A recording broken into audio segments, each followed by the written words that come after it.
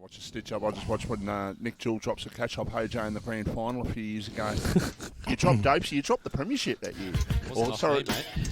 Wasn't off you? You sure? Yeah, it was off my brother. Well, Nick Jewell dropped the premiership though. Oh boy, Herschel Gibbs style. But that's the truth.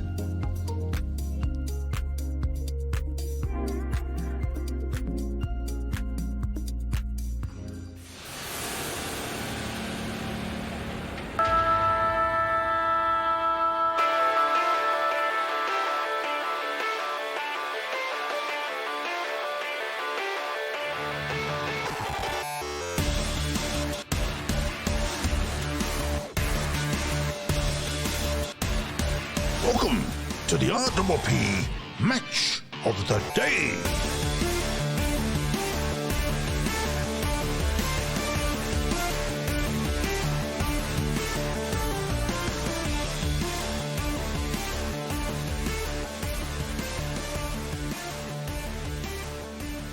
Good afternoon, everybody, and welcome to the RPPFM coverage of the Mornington Peninsula Football League for 2022. Today will be on our streaming services only. Unfortunately, we've had some technical issues with our radio coverage, but you can certainly stream us via the RPPFM Facebook page, via our website, and I will be up on a couple of other services as well when we start the game at 2 o'clock. Special thanks this afternoon. Of course, it's TAC round, very important round for all the footy clubs around the district, with the road safety being the big message for the TAC round this round. We'd also like to thank Bendigo Bank, one of our major sponsors at the station, who make a lot of things possible for us. And of course, we're getting ready for the Battery World of Mornington Match of the Day, which is, of course, here at Langwarrin this afternoon. And if you're a hardcore fan, you'll be well and truly rugged up. We've got a fairly big crowd in attendance here. The conditions at the moment are okay. It probably will get a little bit breezy as the afternoon goes on, but at the moment it's not raining. We've got a big round of games on this afternoon, but this is the top of the table clash in Division 2 between Langwarrin, the front runners, undefeated all season, and a team who's really starting to challenge, who we saw last week in action. That great win over Chelsea was, of course, the side from Devon, Meadows. We're just about ready for our pre-game with AJ King, Michael Voss and Daz, and everybody, of course, this afternoon. AJ resplendent in our new gear with the compliments of Icon Sports. We all look quite good this afternoon, and just as well, it's nice and warm and toasty with this gear on. Absolutely, you're right, Craigo. Hello, viewers. Yeah, Icon Sports Melbourne, they've done a fantastic job with the gear. Vossi's pretty happy with himself. He's certainly got this van going before the start of the game. I tell you what, if the cameras were rolling about 5 minutes ago, we might have been not going on air ever again. But I tell you what, boys, it's going to be a cracking game here at Langwarrin. And Vossi, there's a few out for the Kangaroos. Good afternoon, AJ. Good afternoon, Daz. Afternoon, Vossi. The question I posed to you just beforehand is it health and safety protocols, and you weren't sure on the answer, but who are the players out? So from my research, Langwarrin have out Nick Hamill, Mark Bagley, also obviously Matt Norton with suspension. They've also got out, now let me think who else, Chad Mulvogue. So I've got some Josh Dormer. Got some quality out. That is probably 5 of their top 10 players. So let's see how the depth of Langwarrin is going to affect them today. Also, thanks to Craigo, who just got the list that I sent out. Billy Rolfe not playing, and one of the Bateman boys as well. So it's a fair contingent of players not playing.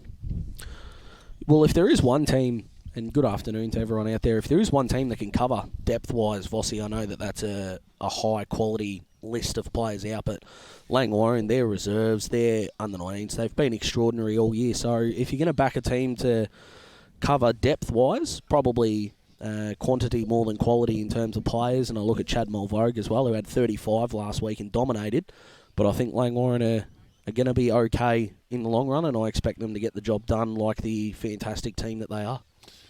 you going to give us any hints about who this player is that's out there for Langwarrin that we know? I saw the number, but but obviously a fair distance away, I couldn't quite tell who it was. But you're going to give us a hint?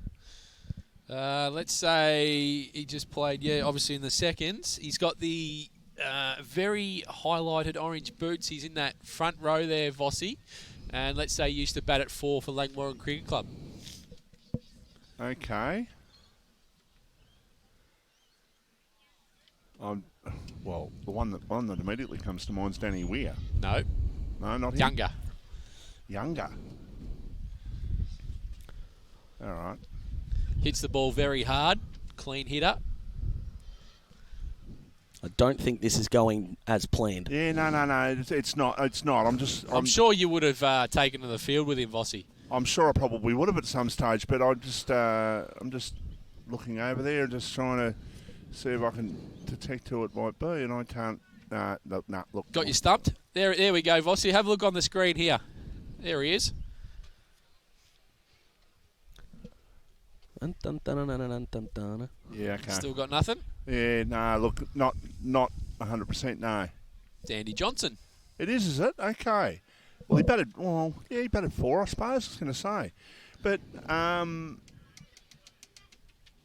yeah, that's a bit of trivia for everyone out there. And I've finally stumped Vossi on who it is. Yeah, that's all right. That's okay. Daz, going to be a great game. A big chance for Devon Meadows this afternoon.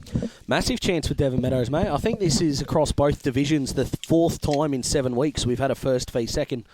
And if there's one game that I think is going to live up to that hype, it's going to be this one. We know Pearcedale and Langwarrin, and we were there thanks to Battery World Mornington a few weeks ago. Pearcedale took it up to them for 2.5 quarters but fell away. Both of these teams couldn't be in better form. Devon were outstanding last week, and I expect them to throw a challenge at Langwarrin. I think you've got to be a braver man than me, and someone in this box definitely is, to tip against Langwarrin. And I just want to talk about Blake Peach for a second. Had 35 touches last week.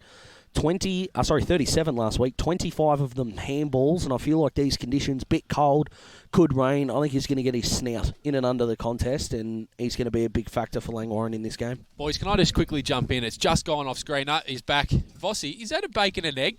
Is that saying you've been stooged? No way. Oh, surely not. Oh, the box is in uproar. Oh, boy. I reckon that was a bacon and egg. Yeah, and I reckon Suss is selling them on the sly, but... I think maybe they know that it's not the 10 out of 10 you expect, Vossi, and they just didn't want to let you down. They are pretty good here, Dad. If we can get the Chief back on to go back to his ride a bit, of that one guy just standing there in the black jacket. Right here. Oh, we're on. Here he goes, Vossi. Oh, that's a bacon and egg. Oh, no. It could very well be. Oh, no. Is it? We're off the rails already. Oh, no, Michael. Oh, no. You have been stooged. I think I might have, but that's all right. That's right. A couple of magnificent hot dogs beforehand, so I'm laughing. Yeah. Boys, we've got a number of fantastic games. Crago, the games on today in the other comps, there's some good ones. Yeah, Division 1, Vossi, Meadows take on Rosebud today. Dramana play Edithvale Aspendale. The big one probably will be Pines and the Frankston Bombers down at Pines. Red Hill, another big game against Frankston YCW.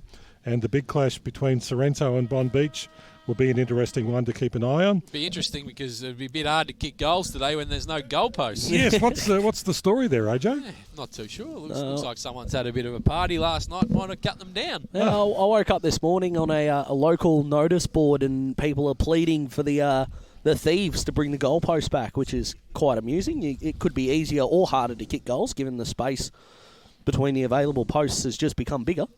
But it's going to be an interesting way to score, Vossi. Some of the kicking at goal we've seen this year... They probably need the gap, don't they, Vossi? They probably need the gap. Exactly right. Division 2, by the way, boys, this afternoon. Chelsea play Tyab at Tyab. Big clash between Somerville and Mornington at Somerville. Very important game for Somerville. Of course, we're here at Langy for the game against Devon Meadows. Crib Point host Pearcedale, and Seaford host Rye. And Hastings and Coringal, another big game on the Division 2 calendar this afternoon. We touched on it this morning, boys, on the footy show in regards to the ladder positions. Obviously, Devon Meadows winning last week. They were going clear of third, and third through to seventh, all on 32 points. It is, look, the results maybe are supposed to go a particular way today. I think Chelsea have got Tyab, Pearsdale have got Crib Point, Somerville have got Mornington, Seaford have got Rye, and Coringal have got Hastings. Well, there you go. It's third through seventh, playing 8th through 12th this week. So in that way, it's a round that's expected to go a particular way. But whether it does or not, there's normally one thing that upsets the apple cart. But it's going to be fantastic because sides like Coringal not only need to win, but need to improve that percentage a bit too, but also need a little bit of luck. Yeah, well, we said it during the footy show, didn't we? There's a real case to be made that 3rd v 7th, especially in DIV1, is almost eliminated because it's whoever... You just need form. I find it hard to believe that a team's going to miss out on percentage given that there's going to be a lot of games of 3rd v 7th, 3rd through 7th, I should say, in the run home. For those teams that are in contention, and if Devon lose today, and a few more teams, this is in DIV2 by the way, but if Devon Meadows lose and a few of those teams win and they come back to the pack, we've got to add those in as well. So the form guide from here will determine the finalists, and whoever does make it is going to be in some ripping form. Yeah, 5 games left in Division 2, 6 games left in Division 1. Going to be fantastic to see how the final wash-up goes and who gets in and who doesn't, but I did say this morning that the YCW are probably the if you're a betting man, you'd probably say 6-4, 7-4 if you're backing them with a bookmaker. Which of course I'm not a bookmaker, so you wouldn't be doing that. I'm not advocating it, but I'm just saying if you're laying odds, that would probably be the odds you would lay, AJ. Yeah, well, I guess what we're saying, they're probably well out in front, but some sides will come for them, But you know what? Things can change. Because there's been sides that I'm talking AFL, local footy, there's been sides that have been far and away the best side with 5 rounds to go, and then all of a sudden, a couple of injuries. That C other word. side gets on a roll. The C word, COVID's rearing its head. Yeah, well, just get rid of this freezing cold weather. Brendan had one job, our station manager had one job, bring back the warm weather with him, and didn't do it.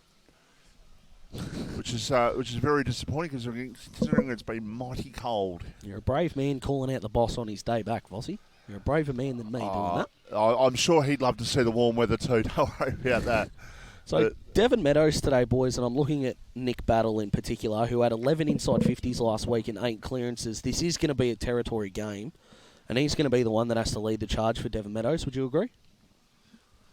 Yeah, it's I guess the biggest battle, so to speak. Oh no, would be you're not dropping puns right now, AJ. Would be against him and Zach and Andrew Arthur, who are both they're in the top 3 inside 50 kicks in the competition. Next, he's going to say the battle lines have been drawn. Oh no. Oh.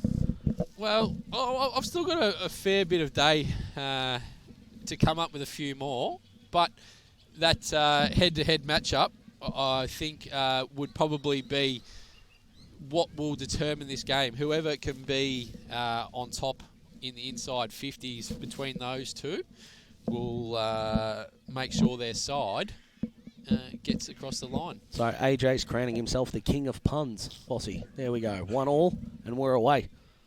Tell you what, this ground looks so different, Daz. Just getting off that remote, just looking over the other side of the ground where we normally are, this ground looks so different without those rooms over there, doesn't it? It's just so different. But we're on the other side of the ground, and we'll be underway shortly. Does it look different in Mornington, Fossey? Oh no. Righto. Mornington has still got their rooms, AJ, if that's what you're asking. Oh yeah. That would be... That's a sore point. I'd be stunned if Vossi gets through this call without being taken off air today. Yeah, no, I'm putting it out there. I'm actually going pretty well today, Daz. So thanks for your inquiry there. No, I'm not worried about you, mate. I just think we're going to tip you over the edge. Volatile Vossi. It's not the day for it, but we could make it happen. What's a day without a bit of banter, boys? Seriously, it could be very boring if we're not hanging a bit of crap on each other. Mate, doesn't matter what you got. Friendships, colleagues, relationships. If you can't take the PI55 out of each other, you're living a very boring existence. One thing we should talk about beforehand, and we also mentioned, or you mentioned on the footy show this morning about the finals venues. They'll be announced this week. Yep. So we'd expect to sort of maybe social media. We'll expect to hear something, Monday or Tuesday this week, I'm guessing? Yeah, hopefully, whenever the league come out and announce that. But this week? As we would probably assume that, like in the past, I dare say that Rye and Rosebud would feature pretty heavily in those conversations. Good to see geographically they're looking after us, boys. No, so what couldn't be further from me if they tried. No, what they'll do is magnificent ground there. Yeah. Oh, they are absolutely. You'll find there'll be other venues as well. In the past, some of Entire have hosted finals, so they do try and accommodate that sort of thing. But I dare say, yeah, if there's some southern clubs participating, it'll be at Rosebud and Rye. Yeah, I don't mind it. Rosebud especially. I've been to Rye once or twice. I've been to Rosebud a few times. Magnificent ground down there. But just before we get started, boys, we'll remind the people, we've all tipped Langwarrin, but there's a man in this box, the Master Susovich himself, that now I've given you boys a bit of stick. I know, who was it? I think it was AJ who locked against the bottom team. I know Vossi 1 week locked the top team. Against the third side, Daz. I'm not asking for excuses, Vossi. I'm asking you to listen. And now what Master Susovich is doing, which I'd argue is worse, is tipping against Langwarrin every week until they lose, so he looks like a genius. Unacceptable behaviour, I would have thought. Dare to live, boys. Suck it up. He doesn't, because you don't get criticism for when Langwarrin win because it's expected, Sus. We're on to you. Oh, boy. We're not too far away from a start here at Lloyd Park. Brandon White is starting in the middle this week. He kicked 5 in last week's game that we televised, so he will play a big part in the middle against Blake Peach and Zach Andrew Arthur. And just a reminder, the listeners know Radio Today will be streaming all day. You can catch us on your streaming platforms. Let's go. Braden Haynes and Jai and Molly will be doing the ruck work here. First centre clearance will go the way of Langwarrin. A quick clearing kick going forward. Big breeze going towards the entrance end. Jared Brown came out. He got the handball off Maybe with a handball as well. Herdman, he goes back. Driving inside forward 50 are Langwarrin. They're going to take the first mark of the game. 25 seconds in, boys. First contest, and Langwarrin letting one man go in and having 2 off the back. And Devon Meadows are getting sucked into the contest, Vossi. So if they're not winning the ball first, they're getting exposed on the outside. It happened twice here on this half-forward flank, setting up a shot at goal. Whilst 25 metres out directly in front would suggest an easy shot at goal, on a windy day like this, nothing is easy. No such thing as easy when it comes to goal kicking, Vossi. We've seen it. Exactly right. But it is Matthew Ponenberg with the ball. He will go at goal for the first score of the game and the perfect start for Langwarrin. He has the shot. And he has put it through for a goal. So the first goal on the board for Langwarrin, they are 1 straight 6. And Devon Meadows, who haven't touched the ball yet, they are on 0. And the Premier Traditional Homes scoreboard, and this is the Battery Auto Morning to match the day on RPPFM. It's a pretty easy game, isn't it, boys? When you can win the ball in the middle, as Zach Andrew Arthur did, get the ball to half forward, have an extra number, and then deliver lace out to your full forward. This game, it's made complicated by some teams at times, but it can be pretty easy when you play like that. We can see in the middle here that Sean Herdman has gone to Brandon White, so the ruck's going to do battle once again. Going the way of Langwarrin. Peach, he just brushes off his opponent in battle. Andrew Arthur, he's tackled. Out to Bateman. He gets a quick kick going forward. He's found the ruckman in Moley there. Bit of a scrubby handball. Picked up there by Langwarrin. This going by hand at the moment. They just need to get it forward. They've gone out wider to Herdman. He's going to look forward with a low chiseler. No mark can be taken. I like the move that Jared Brown's come into the side, but he's going to give away a free kick for a too high there. The free kick going Jamie Plumridge's way. He goes back to Drew. He goes across goals. They've linked well here to Boland. He's going to go up the wing. No mark taken. Battle's got the ball in his hands. He goes on his trusty left, but it's going to be turned over if they're not careful. Although O'Toole, he butters up. They've just got the ball forward. Golby's going to win the race. No, he's not. Devon Meadows going to drive it into attack. But the wind takes it and it goes out of bounds, and we'll get a throw in here Nearly 3 minutes gone in the first quarter. Langwarrin 1 straight 6. Devon Meadows yet to score. They got away with one. They got away with one in the middle there, boys, didn't they? Nick Battle's kick into the middle wasn't to his teammates' advantage, but they found space on the outside, and that's how both teams have set up their attack so far, getting the ball to the outside and exposing the other team in terms of pace. Devon Meadows into attack, about 40 out from their goal boundary, throwing quick kick though out of defence is marked for Langwarrin at half back. They can switch the play towards the broadcast side of the ground, and they do. They've got, I think that's Joel Bateman out there who takes the mark. He can play on. He goes in short. He's got a teammate there who's got it in Mitchell. Matthew who's got it. He goes in short. Mark taken by Blake Pullen. Just chipping the ball around here, Langwarrin, just trying to find the best option going forward. Just not worrying too much about big bombs into the forward line. Just worrying about just getting that 35-metre kick down the line. There's another one. So they're about 6. And they've worked their way to half forward.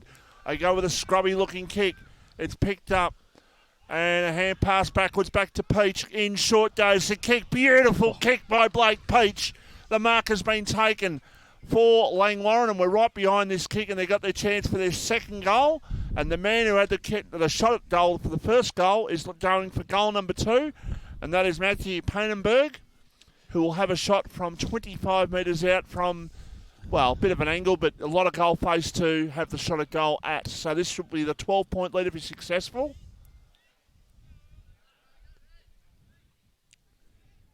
Comes in, has the shot, puts it through. Great start for Langwarrin. Great start for Matty Mpnfl, boys. Well, what the frustrating part is, if you're the Devon Meadows coaching staff, is your defence is allowed a mistake. People make mistake in footy all the time.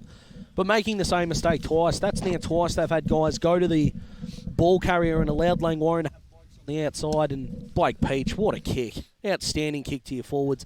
Not a lot the defenders could have done, but I'm also going to put it on Brady O'Toole a bit here, boys. That clearing kick by Langwarrin needs to come to ground. He was trailing his opponent by 5 metres on that outer flank. Need to be better than that defensively, because Langwarrin will cut you up all day if they allow him to do that. Boys, there's a big advantage when Langwarrin play at home. They know these conditions well. It can be pretty blustery here in winter, so they've already started well with their kicking as Devon Meadows go inside forward 50. Ball on the ground, Kennedy. He goes with a sweeping handball. They've worked it out of their defensive 50 here, Langwarrin. They've gone up looking for the player in marks, but it's gone across the boundary line and will get a throw in right in front of the work that's being done to the new rooms, Vossi. When they're all done, I'm sure it'll look magnificent too, AJ. Absolutely. Umpire just preparing to throw the ball back in. We can see Herdman and White doing a bit of battling off the ball. Ball's thrown in. Yeah, I think we'll be doing that one again. I know we talk about Langwarrin's ability to score, boys. I know they only kicked 9-21 last week, but it's still 30 scoring shots. Geez, they're impressive when they set up behind the ball as well. They're a literal wall behind there, and they're not going to let any easy ball. This is going to be an absolute slog for Devon Meadows all day. Ball thrown back in. Great work from the Langwarrin ruckman there. Blake Peach, he's just pushed off it. He's turned the ball over there to Josh Stewart. He's gone in short. He's found the player in Kirkwood. And Devon Meadows are going to win a free kick here, in which will result in their first shot at goal. It was just a bit of panic, wasn't it, Vossi? The kick to the forward was not great, to put it mildly, but the Langwarrin defender might have lost the ball in the air and just grabbed the jumper. Bit silly. Yeah, before that, a little bit of pressure on Blake Peach, turned it over. Even the best sides can turn it over. It's a beautiful kick. So Justin Kiss gets on the board for Devon Meadows. They move to 1 straight 6. Langwarrin 2 straight 12. Nearly 7 minutes gone on the Premier Traditional Home scoreboard. And Vossi will be speaking to the Jones Lupino Best on Ground after the game. Any chance you can get me something off the meat tray, Vossi? Or some beautiful sausages there? I reckon there's about 4 hamburgers will be gone by the time we get to that later on. I hope we're cooking them. But yeah, no, look, it was great to have a chat to Ryan Hendy last week, the coach of Devon Meadows. They've got themselves into the game with a goal on the board. That's twice now that Langwarrin have panicked in a contest. It's strange. I haven't seen this in the 2 times we've seen them this year. Long kick for Devon Meadows, inside attacking 50, ball on the ground. Langwarrin defence just under the pump there. They just do hold the ball up, and the umpire says, I'm going to ball it up. 2 straight 12 Langwarrin, Devon Meadows 1 straight 6. Top 2 sides in Division 2 this afternoon. Hope you can stay with us. No radio, of course. We're live through all your streaming services, your phone, your iPad, whatever you got to stream. You can cast it to your TV at home if you want to sit in front of the fire and just sit there and watch the local footy. How would that go today, Daz? Oh, mate, it'd be outstanding, let me tell you. Good quality game, this one. Devon Meadows, they've let Langwarrin rebound the ball twice out of their forward 50. They need to lock it in here and create a score. So the ball comes to ground. Andrew Arthur gets a clearing handball. He's got it wide, just going near the boundary line. The big tackle there from Nick Battle. They're trying to turn it over. Devon Meadows. That's another good tackle. And the ball's crossed the line and we'll get a throw in inside the forward 50 of Devon Meadows. Would have liked to see that tackle get rewarded, but we can understand. But that's good pressure from Devon Meadows. They're starting to, I should say, come into the contest. So they took a little while to settle, a few minutes, but they look like they're up to the task right now. This ball just bouncing around. Who can get the clearance? No one as yet as the umpire calls for another stoppage. The Rucks do battle. Just bouncing around. Nick Battle tries to get on his left. The Lockie Hunter clone. He's got it forward. But it looked like the play there in McConnell's dropped the mark and it's gone through for a behind. So the first behind of the afternoon. Devon Meadows moved to 1-1-7. And Langwarrin 2 goals straight. 12. And they've turned it over coming out of their defence. Have Langwarrin. Ty Kirkwood here. Just talked up their defence too, so I appreciate that, Langwarrin. Thank you. This would take a decent kick. Well, Craig, you got the Division 2 updates for us? Division 1, I can tell you they obviously found the posts down at Sorrento because Bon Beach have found a goal early and Edith Vale Aspendale have found an early goal against Romana as well. Division 2, I don't think there's any scores have come through from Division 2 yet, except Coringal 1-1-7, Hastings yet to score. Nothing through from the other grounds as yet. A couple of AFL games going on too, Craigo. I'm sure you'll update us throughout the day. Geez, Devon Meadows didn't set up fantastically there, boys. That's now, I think, the 4th rebound 50. If you're a betting man, Daz, what odds would you want if you were backing North Melbourne today? Oh, South Yarra property. Be nice. But no, hoping their interim coach, Lee Adams, goes well today. Member of the family, Vossi. Know him personally, know him well. Good man. Good stuff. Long kick for Langwarrin inside attacking 50.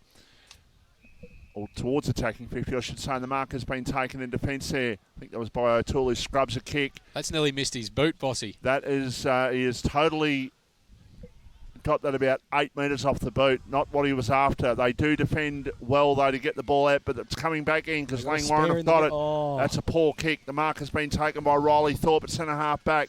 This is where Devon Meadows were good last week. They get the ball and they get it and go. That's what Langwarrin are trying to stop them doing, but they get the ball inside attacking 50. But the ball will come out once again. Langwarrin looking to clear. A hand pass and good tackle applied. Ball goes towards the line. In fact, there's a free kick. What the hell was that? Holding the ball, good decision. I like it. I like those tackles being rewarded, boys. So long kick towards the top of the goal square. Is that going to goal. go through? That has gone through. That has gone through. That's about a 70-metre kick, boys. And that wind just shows you how strong it is. And I don't reckon they got all of that. That's a goal to Devon Meadows, OJ. Oh, it certainly is. And I tell you what, there's coffee cups going everywhere in this van at the moment. It's just come down and hit Vossi and we just had no idea what it was, Michael. Interesting start, boys. But I'll tell you what a reversal of form. What could be? Joel Bateman was on in the middle of the ground. He had no one near him, and the ball just came off the instep, resulting in a goal. You've got to punish teams on turnovers, and Devon Meadows have done it twice now. Boys, I can tell you that Mornington are 2-3-15. Somerville are yet to score in their game. Mornington must have the win in that game. Vossi's going to think they can still play finals. Oh, Daz. Unbelievable. No, but what that does do, if say, for instance, Mornington's the one that wins the game today, they could be the one that really upsets that apple cart in the top 5. So Langwarrin, they're just in defence now. Ball smothered. And it's going to go out, and we'll get a throw in once again inside the forward 50 of Devon Meadows. So Devon Meadows kicking with, I would say, probably a 3 to 4 goal win, Vossi. That went 70, and I don't reckon they really got the ball in that wind. I reckon you could easily kick it from the centre of the ground today. That wind is very strong. It's a ball thrown in. McConnell and Hughes doing battle in the ruck. Clearing kick. What will this be called here? That's gone out of bounds. But the umpire's called for a throw in. So it's on the 50-metre mark here in favour of Devon Meadows. They've got 2 spare behind the ball there, boys, if Langwarrin win the clearance, which is an interesting tactic when you've got the wind in your favour. Kennedy, he's gone through. Blake Peach, he's going to get a clearing kick forward towards those 2 extras you were talking about there. Daz Payenborg, he started on fire. He's going up the ground. Ball just bounces. It's about a 5-on-1 here at the moment, but the one's done a good job for Langwarrin. That was Riley staggered, and they're going to get a throw up on the 50-metre mark now in the attacking end for Langwarrin. Rucks do battle. Can pull and run onto it for Langwarrin. He can't. He's just bumped off the ball. That's a good smother from Mitch Matey. And once again, the ball's gone out, and we'll get a throw in, Michael Voss. We will indeed. It's 2-14 Devon Meadows, 2 straight 12 Langwarrin. We've played 14 minutes in the opening quarter. This is the Battery Auto Mornington match of the day live on RPFM. Hope you can stay with us throughout the streaming services today. We'll get another ball up. I need to know what Devon Meadows are doing because Mitchell Matthew is free, sort of on his own out the back of this stoppage, although... That was his opponent there, and Joel Hillis, who went in, got the ball. They've gone up. Kirkwood there, he is on his left. But standing in the hole is Hayden Golby. Courageous. He wants to go one way, but then he's come back out another way. Has he turned it over in front of Tuddenham? Oh, lucky that it's just gone out for Langwarrin there, because there was a couple of Devon Meadows players who were free, but we'll get another throw in. What we've seen so far, Daz, we've seen 3 or 4 kicks from the Langwarrin defence. They've gone for that little sort of 15, 20-metre pass, and they're just not hitting them at the moment because that wind is playing havoc with them. Yeah, it is, and I think Devon Meadows are being smart. They're sort of tempting Langwarrin into that kick, and they're able to cut it off because the ball's hanging in the air. You're right, Vossi. Quick kick towards half forward for Devon Meadows. It's going to be picked up there and taken by Golby for Langwarrin. They look to try and clear across the face of goal. They will. In fact, there is a mark in defence or a free kick back in defence? Free kick, I think. I think it's... Is it? No. Going the way of Blake Peach. Yeah, it sure is. There was a bit of a tangle after that handball. Between fullback and centre half back is the ball. So Devon Meadows with the win in the first quarter. Short pass, mark taken by Blake Pullen. Who's got it? Question is, where do they go from here? Out of bounds on the full. Yeah. That's where they go. And that wasn't a bad kick off the boot. It's just, with the wind like this, it just guides it straight towards the line and not the smartest play. Reminds me a bit of GMHBA Stadium this start. Vossi, everything's just going out on the full. It's extraordinary. We can see it in the background with the trees going ballistic there, and it is very hard to hit those kicks today, and that's why the 2 goals for Langwarrin in this first quarter are probably more like 4 goals to mine, boys, because they've started off really well. They put the pressure on Devon Meadows, and like we've said, it's probably a 4-goal breeze, so to be even at the 16-minute mark in the first quarter is a big thing for Langwarrin. Yeah, it couldn't be more right, AJ. How many goals do you reckon it is? I'll get your thoughts on that in a sec, AJ. As Langwarrin looking to clear. They go towards half-back, bounces straight off the chest, but they can get it and go. A hand pass. It was by Peach, I think it was. Now they can go down the line towards half-forward, but it's going to drop short. In fact, it goes over the line for a boundary thrown. So what sort of advantage did Devon Meadows have in this first quarter, do you think, with the wind? Oh, I think it's a 3 to 4 goal breeze, to be honest.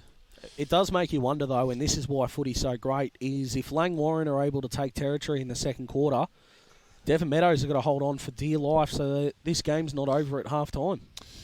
I actually think it might be worth a little bit more than that, but it's whether the sides can take advantage of it. It's one thing to have the advantage, but you've also got to make hay while the sun shines. Here's an opportunity for Langwarrin.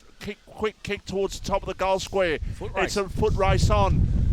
And going back and kicking off the ground. Matty Panovich, his 3rd goal. He has come from the clouds. There is no way that No way that went through. No, there's no way that was touched with what the Devon Meadows guys claiming. He put his hand up. He was celebrating too, Matty Painenberg, and I went up with him, boys. Oh, the second week in a row we've got controversial behinds, Vossi. Can we get a replay on that, Mr. Chief? Oh, boy. Geez, that kick out's gone to the middle of the ground after beating the pack, boys. So I reckon you're right. This wins 4 or 5 goals. There's Nick Battle going side forward 50, looking for Brandon White, but it's gone over his head.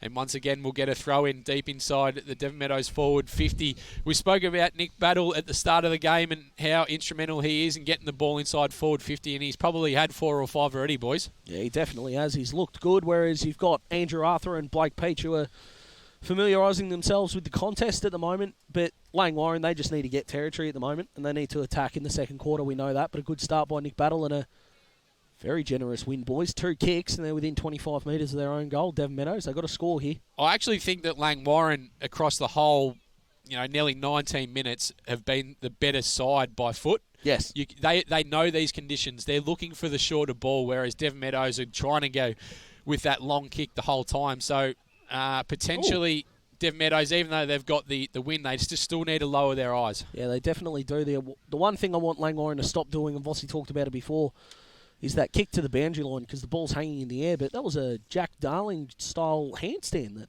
happened in that contest. Very interesting. So a free kick's been given here going the way of Langwarrin. Looks like it's going to go to Blake Peach. He started very well. So has Zach Andrew Arthur. And for Devon Meadows, we mentioned Nick Battle. Brandon White's been a little bit quieter. I think Zach Andrew Arthur's got a bit of a bone to grind with us, boys. He had 42 the last time we saw him live, and he didn't end up with the man of the match. So I think he's got his eyes on that meat tray, Vossi. So it's gone over the top to Sean Herdman.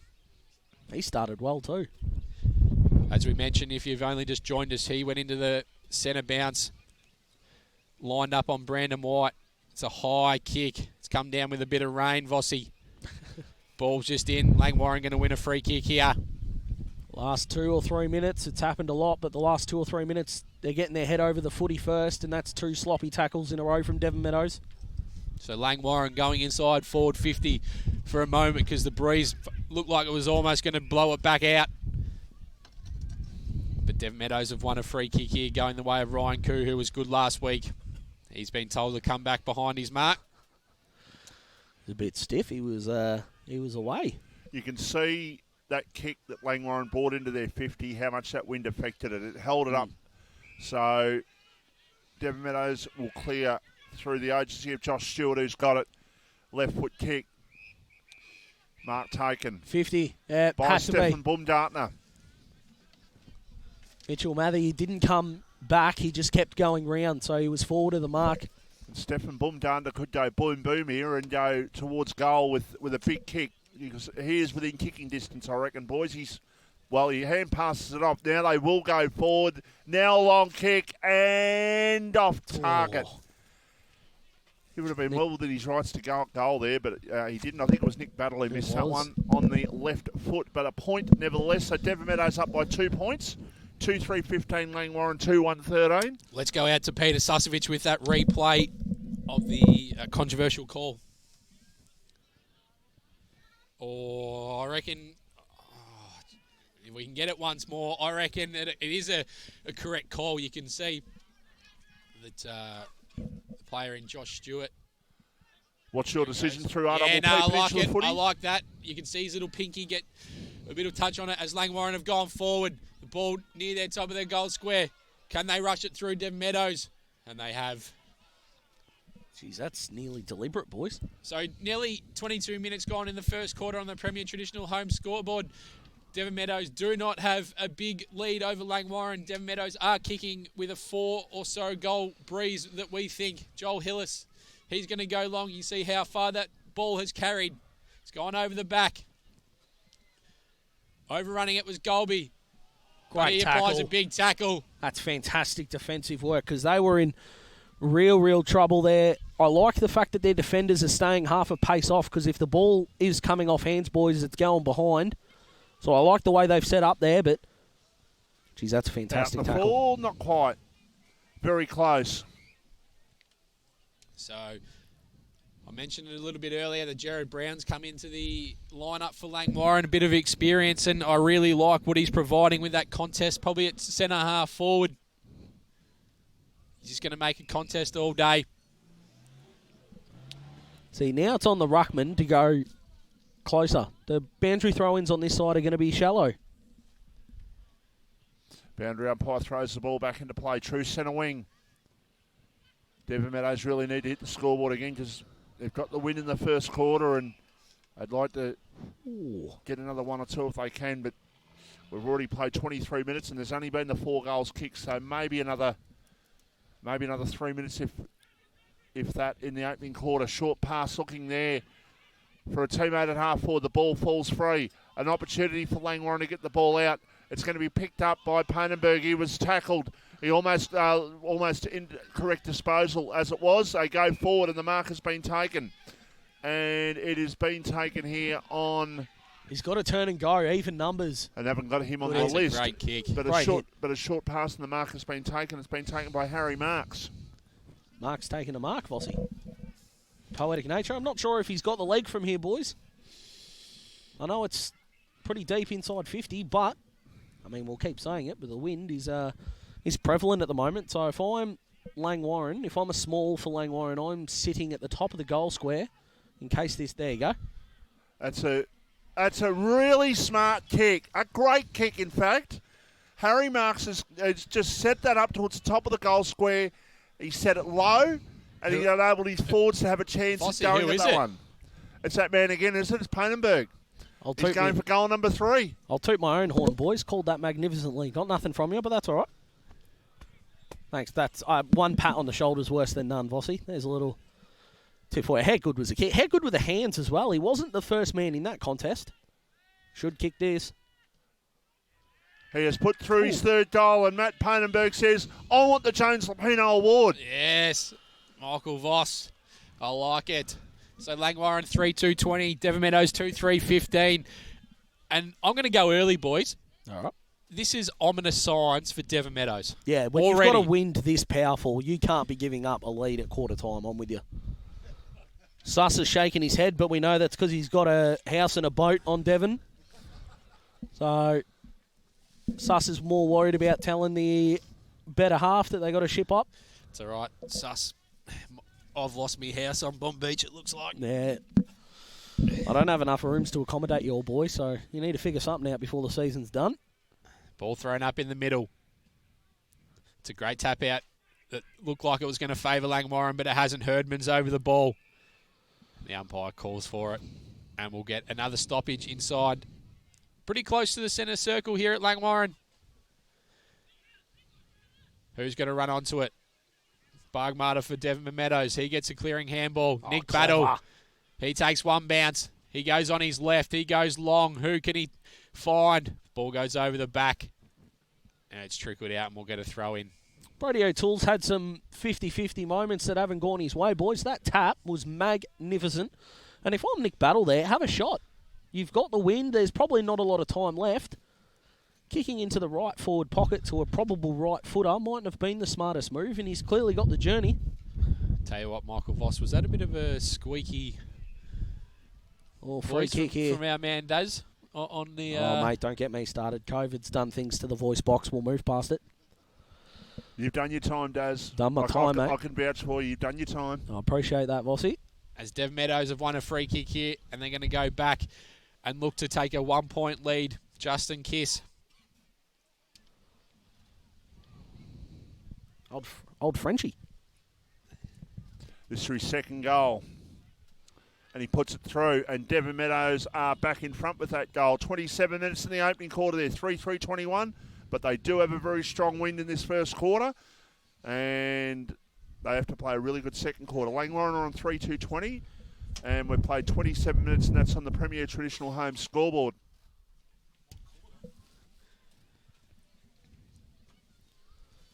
Bit sloppy there in defensive 50. This is the sloppiest I think I've seen Langwarrin's defensive half. Now, granted, they are defending a monstrous wind at the moment, but in a couple of one-on-one contests, Vossi, they've panicked, which is something I don't associate with Langwarrin.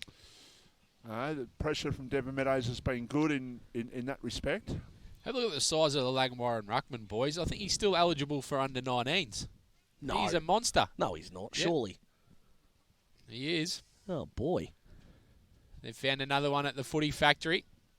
Pretty sure they're just churning them out Well, mechanically now. Jai Cully's going to debut this week for West Coast. He's from Langwarrin Footy Club.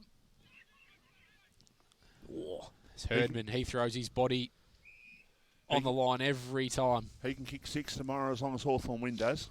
I'm with you, mate. I'm with you, Vossi, well and truly. Ball thrown up. Molly gets a hit out there, but he follows his work up. As the siren goes here at quarter time, Devon Meadows will go in to quarter time with a 1-point lead, 3-3-21. Langwarrin at 3-2-20. That quarter went 28 and 18 seconds on the Premier Traditional Home scoreboard. We'll take a break and we'll be back after this.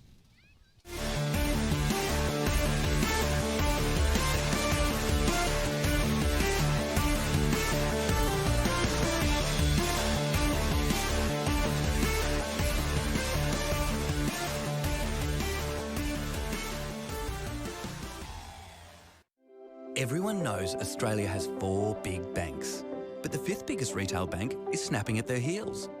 It's a bank that's been around for over 160 years, can be found in over 500 locations nationwide, looks after over 1.8 million customers, and is regularly voted one of the most trusted brands out of all the thousands of brands in Australia. Who is this fantastic number 5? Yep, it's Bendigo Bank. The better big bank.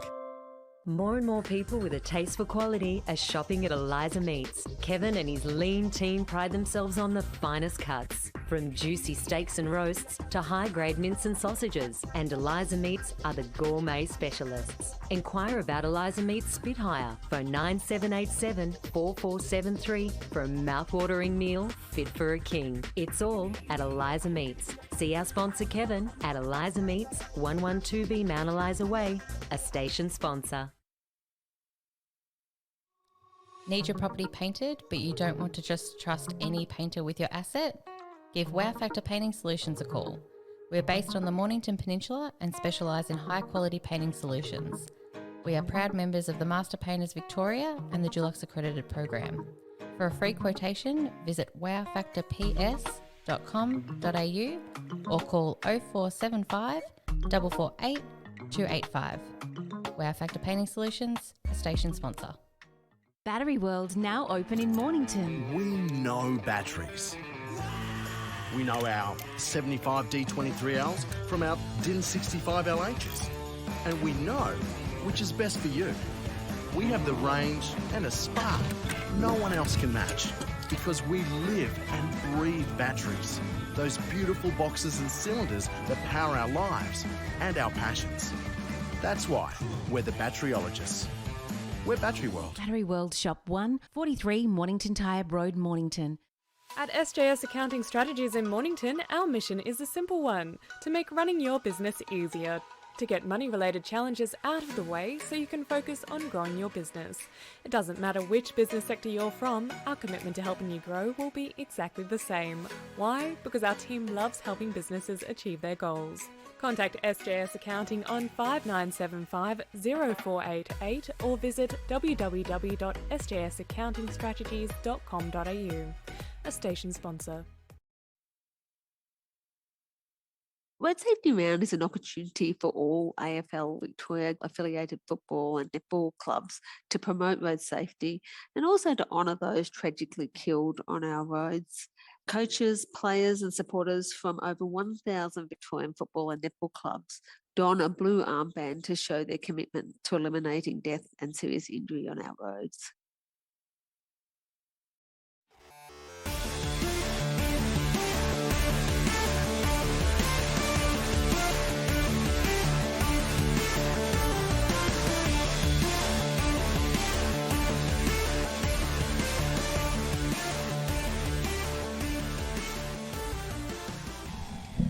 And welcome back to RPPFM's coverage of the clash between Langwarrin and Devon Meadows from Langwarrin this afternoon on what's turned into a very windy Saturday afternoon. There was probably a very light breeze, and just as the ball was thrown in the air, up crept the wind, and a very strong first quarter by both sides, but certainly Langwarrin, you can see on the screens at the moment, in their huddle would probably be pretty pleased to be down by just 1 point given the strength of that breeze in the first half. Boys, before we come back to you for your quarter time analysis, the Crows are now 4 points behind Collingwood 32, Crows 28 and Lions 32, leading GWS 19. Some local scores through for you.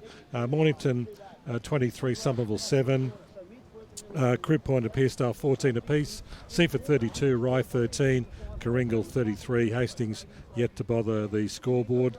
And in the other Division 1 games, just quickly, we've just got an early score through. Red Hill and Frankston 1 behind apiece, Bond Beach 4-2-26, leading Sorrento 2-4-16, Dramana 7, Edithvale Aspinall 6, and Rosebud 26, Mount Eliza 9. Rosebud. Mount Eliza cannot keep doing this to me, seriously. Unbelievable. No scores through from Pines and Frankston Bombers. So those thoughts reflect, Daz, and not necessarily the thoughts of you and I about Mount Eliza, AJ. Yeah. Yeah. I don't think I'll be invited on the end-of-season trip, Vossi. We'll just go with that, I reckon. I'm not sure about the end-of-season trip. I don't reckon you'll be invited to the next Mount Eliza game. That's a good point. Yeah, that's fair. Yeah. If they hear that RPP are rocking up, they'll just say, please leave that Daz at home. Yeah, I would have. Yeah, well, no comment. Boys, it was an interesting first quarter, and I reckon Langwarrin have done really well.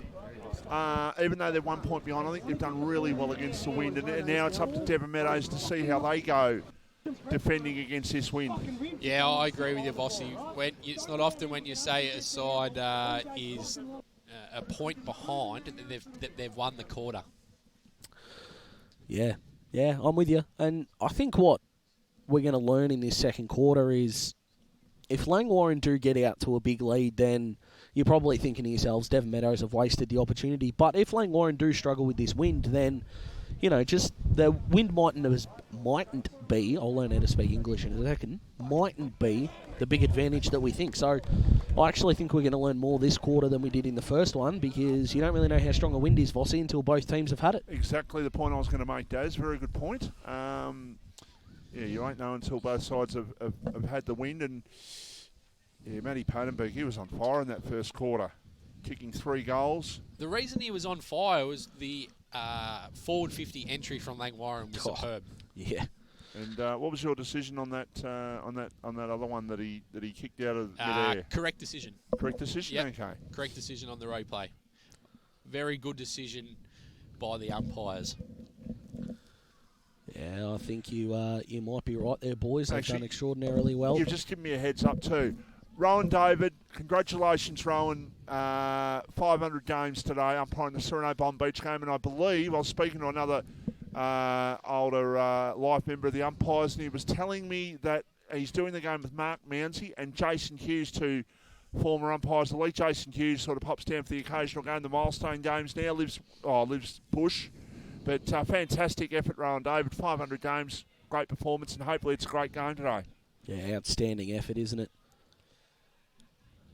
Master Susovic is back into the fold, which we love. Let's go. You just snuck over it at a B&E roll. His fourth of the afternoon as a ball's thrown up. Herdman coming through the centre. He can't take it cleanly. Nick Battles over the footy.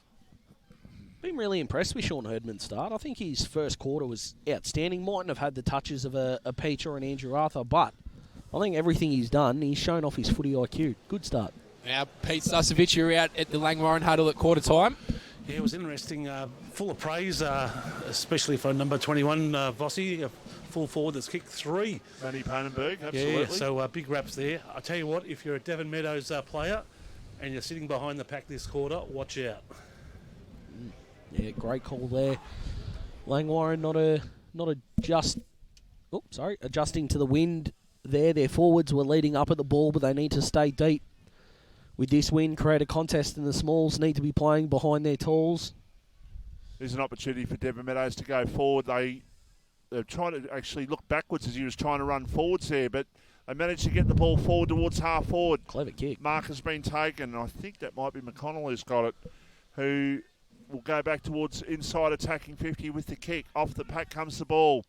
It's picked up by the player in Bateman for Langwarrin, who goes across the face of goal. Mark has been taken in defence between fullback and centre half back.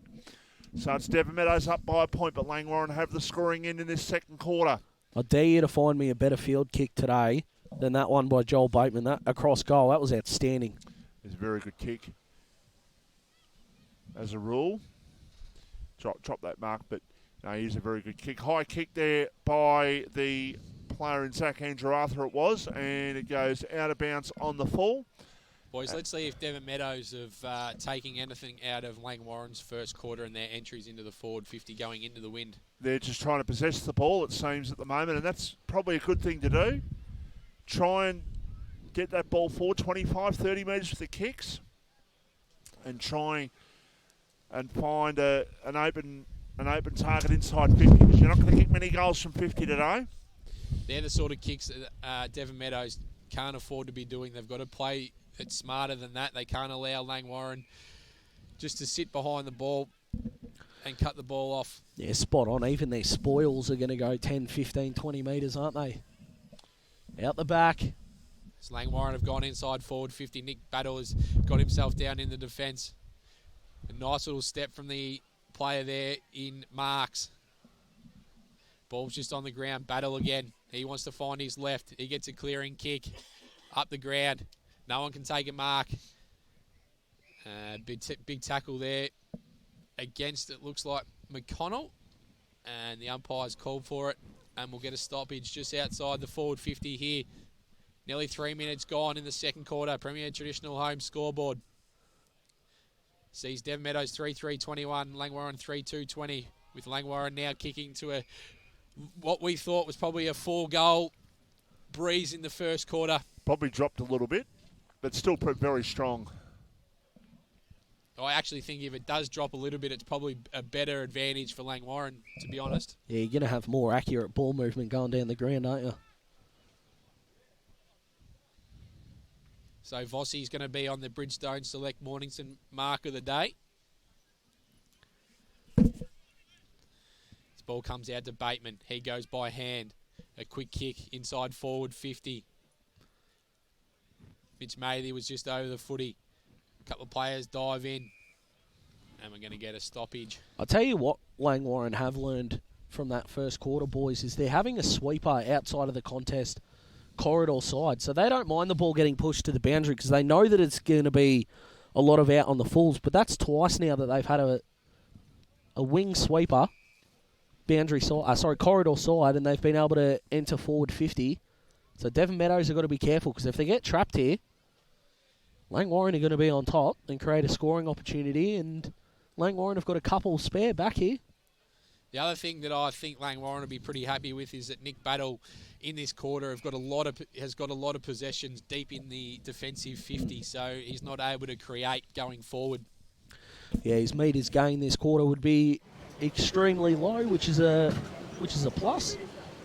And also Blake Peach and Zach Andrew Arthur have both had a turnover in this quarter, so neither midfield brigade is really wrecking the other. That's a really good tackle. It was interesting to note at quarter time that the coaching staff mentioned eight inside 50s to 11 in favour of Devon. So to get 8 against the wind was sensational, and 11 uncontested marks to Langwarrin in that quarter as well. Yeah, it really shows you that Langwarrin know the ground in these conditions really well. As Jared Brown, he just puts a bit of pressure on. He gets a quick kick inside forward 50, ball bouncing around. Jamie Plumridge goes by hand, He goes out to Brandon White, who's been pretty quiet so far. He goes with a kick. He's gone out wide, and that'll be out on the full. Langwarrin will be able to retreat. They go in short. They've found Tuddenham. They're going to go by hand to Hughes. He gets it on the boot. He looks to go forward, but that is a horrendous kick going inside forward 50. And it was turned over. White, Battle, clearing kick. And that's gone out wide. And 2 wide, and Langwarrin will be out of retreat once again. I'm all for having the spare corridor side as Langwarrin are, but you got to use the ball better than that. So these balls got to come back, boys. So it gives Devon more time to set up behind the ball. There's not a lot of numbers getting back for Devon here, which is interesting. Just a quick Frankston Bombers Pine score, by the way, boys. We've just got it through. Bombers 28, Pines 15. Oh, they got to be doing better than that, the Cobras. Loser of that will be done, you would think. Absolutely. Nick Battle just over the ball inside the forward 50 for Langwarrin, and we'll get another stoppage. Played nearly 6.5 minutes on the Premier Traditional Home scoreboard. Got to think at some point the damn wall breaks. If Langwarrin give a goal up here coast to coast against the wind, that's an outstanding result for Devon. Andrew Arthur away from the stoppage. They've got the goalkeeper set up there in the goal square there, Devon Meadows. They take the mark and they can play on. Out towards half-back. Now the kick down the line. Looking there for the teammate there in Battle it was, but he couldn't take the mark, and the umpire pays a mark to Langwarrin, who go in short. Mark taken by Peach. He can play under as Blake Peach. Goes in short. He's got a teammate there in Sean Herdman who's got it. He goes in short, and that's poor defence. Devon Meadows just filtering back there, Daz, and Langwarrin just filling the gaps and just making sure that they get a shot within 50 metres of goal, maybe 45 metres of goal, and an opportunity here for Harry Marks, who set up Matty Ponenberg with a goal in the first quarter to put his first on the board. Real lack of accountability defensively from Devon Meadows, wasn't it? They all got back to the square and left a huge hole, so they'll want to punish them. AJ's chortling in the background. I'm not 100% sure why, but that's a fantastic kick. Let's just say that your COVID nose has saved you. Alrighty, I can fill in the gaps from here. Thank you very much. Michael, I've got the flu again, and no, it's not COVID, and that has come through both nostrils.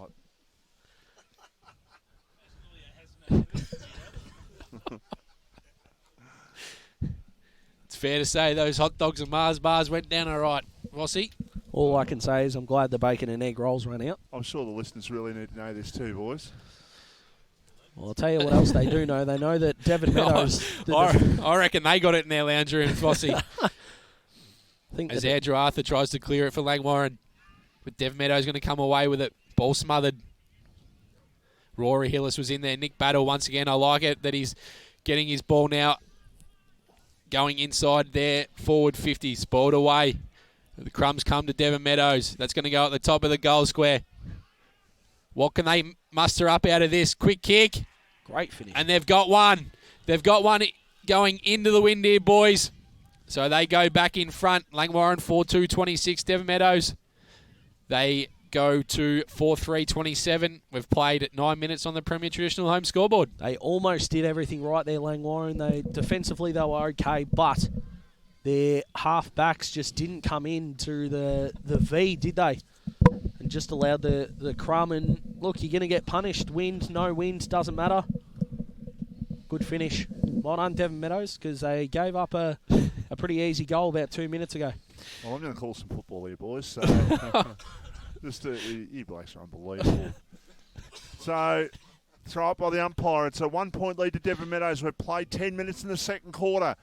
Devon Meadows doing well. They're only conceding the 1 goal so far, and they're just keeping Langwarrin at bay at the moment, even though Langwarrin have got the scoring end, and it's only a point the margin on the scoreboard. That ball does go out of play. That was better pressure there by the Langwarrin forwards just to keep the ball inside their attacking area. And the umpire will throw it back into play. Only about 20 metres out from the Langwarrin goal. As the ball is thrown back into play.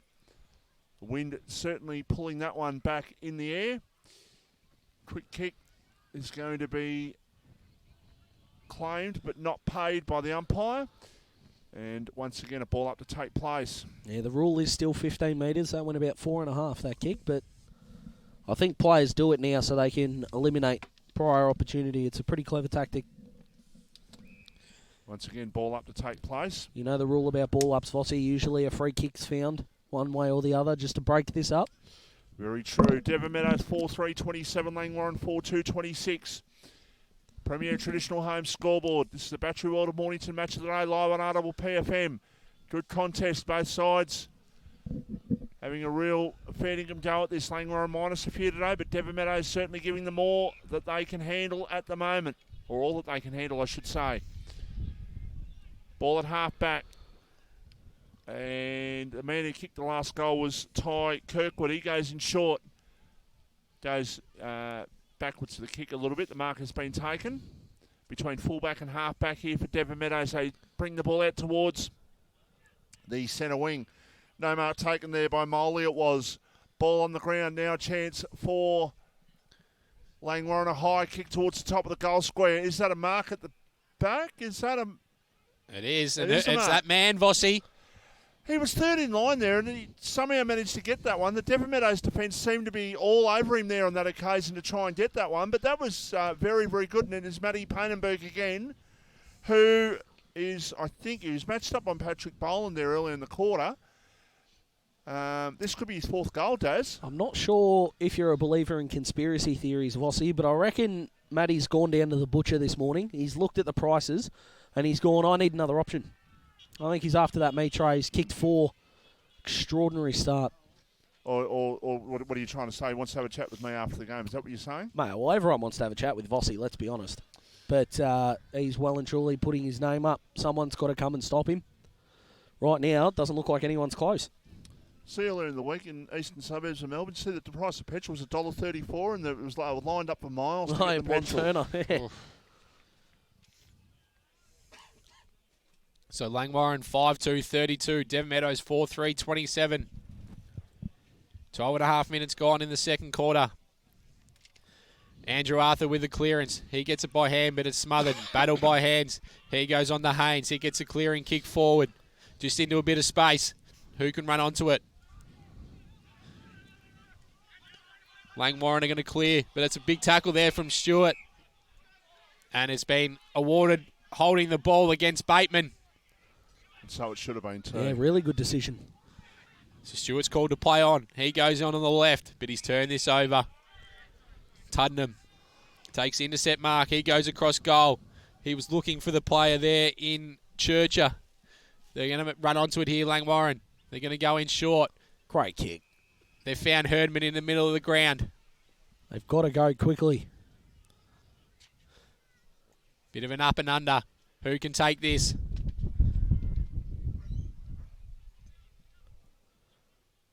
Ball's just locked in against the player there in Michael Kennedy for Langwarrin. So we're at the 50 for Langwarrin here. Good tack out there from Moley. Andrew Arthur on the left. He's becoming very dominant in this quarter. Ball's gone forward. Where's that man, Matty Poyenberg, who's kicked 4 already? And Langwarrin, they've got another on the board here, boys. They've got their 6th. Here they come. Although the umpire's looking for a bit of a clarification here. Oh, boy. But that's going to be awarded a goal. So Langwarrin 6-2-38. They've just put a couple on the board pretty quickly. 14.5 minutes gone. They've got a gear to go to, Vossi, don't they? And they're showing it off right now.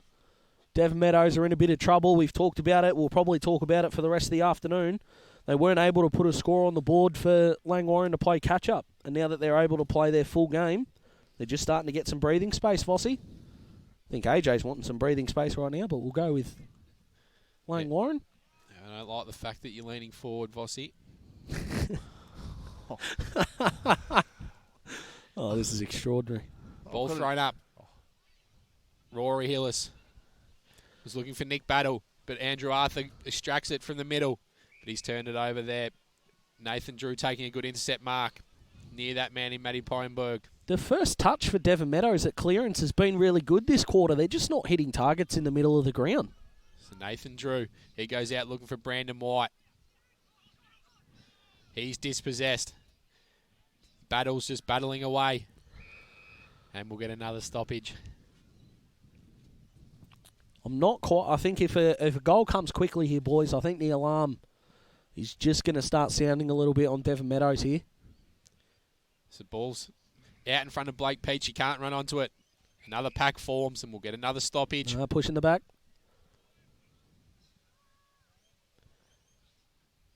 So the free kick is going the way of Pullen.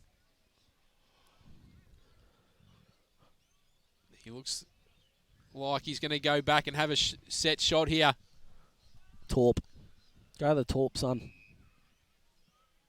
Oh, he's called him, didn't have faith in him. That's a good decision by the umpire. So the ball's gone long. And it's not taken. Geez, that's really by poor. Brandon White. He's probably number one on the list, Vossi, that's got a lift in this second half. Well, second half of this second quarter and the second half. Brandon White looked a bit laconic trying to take that mark.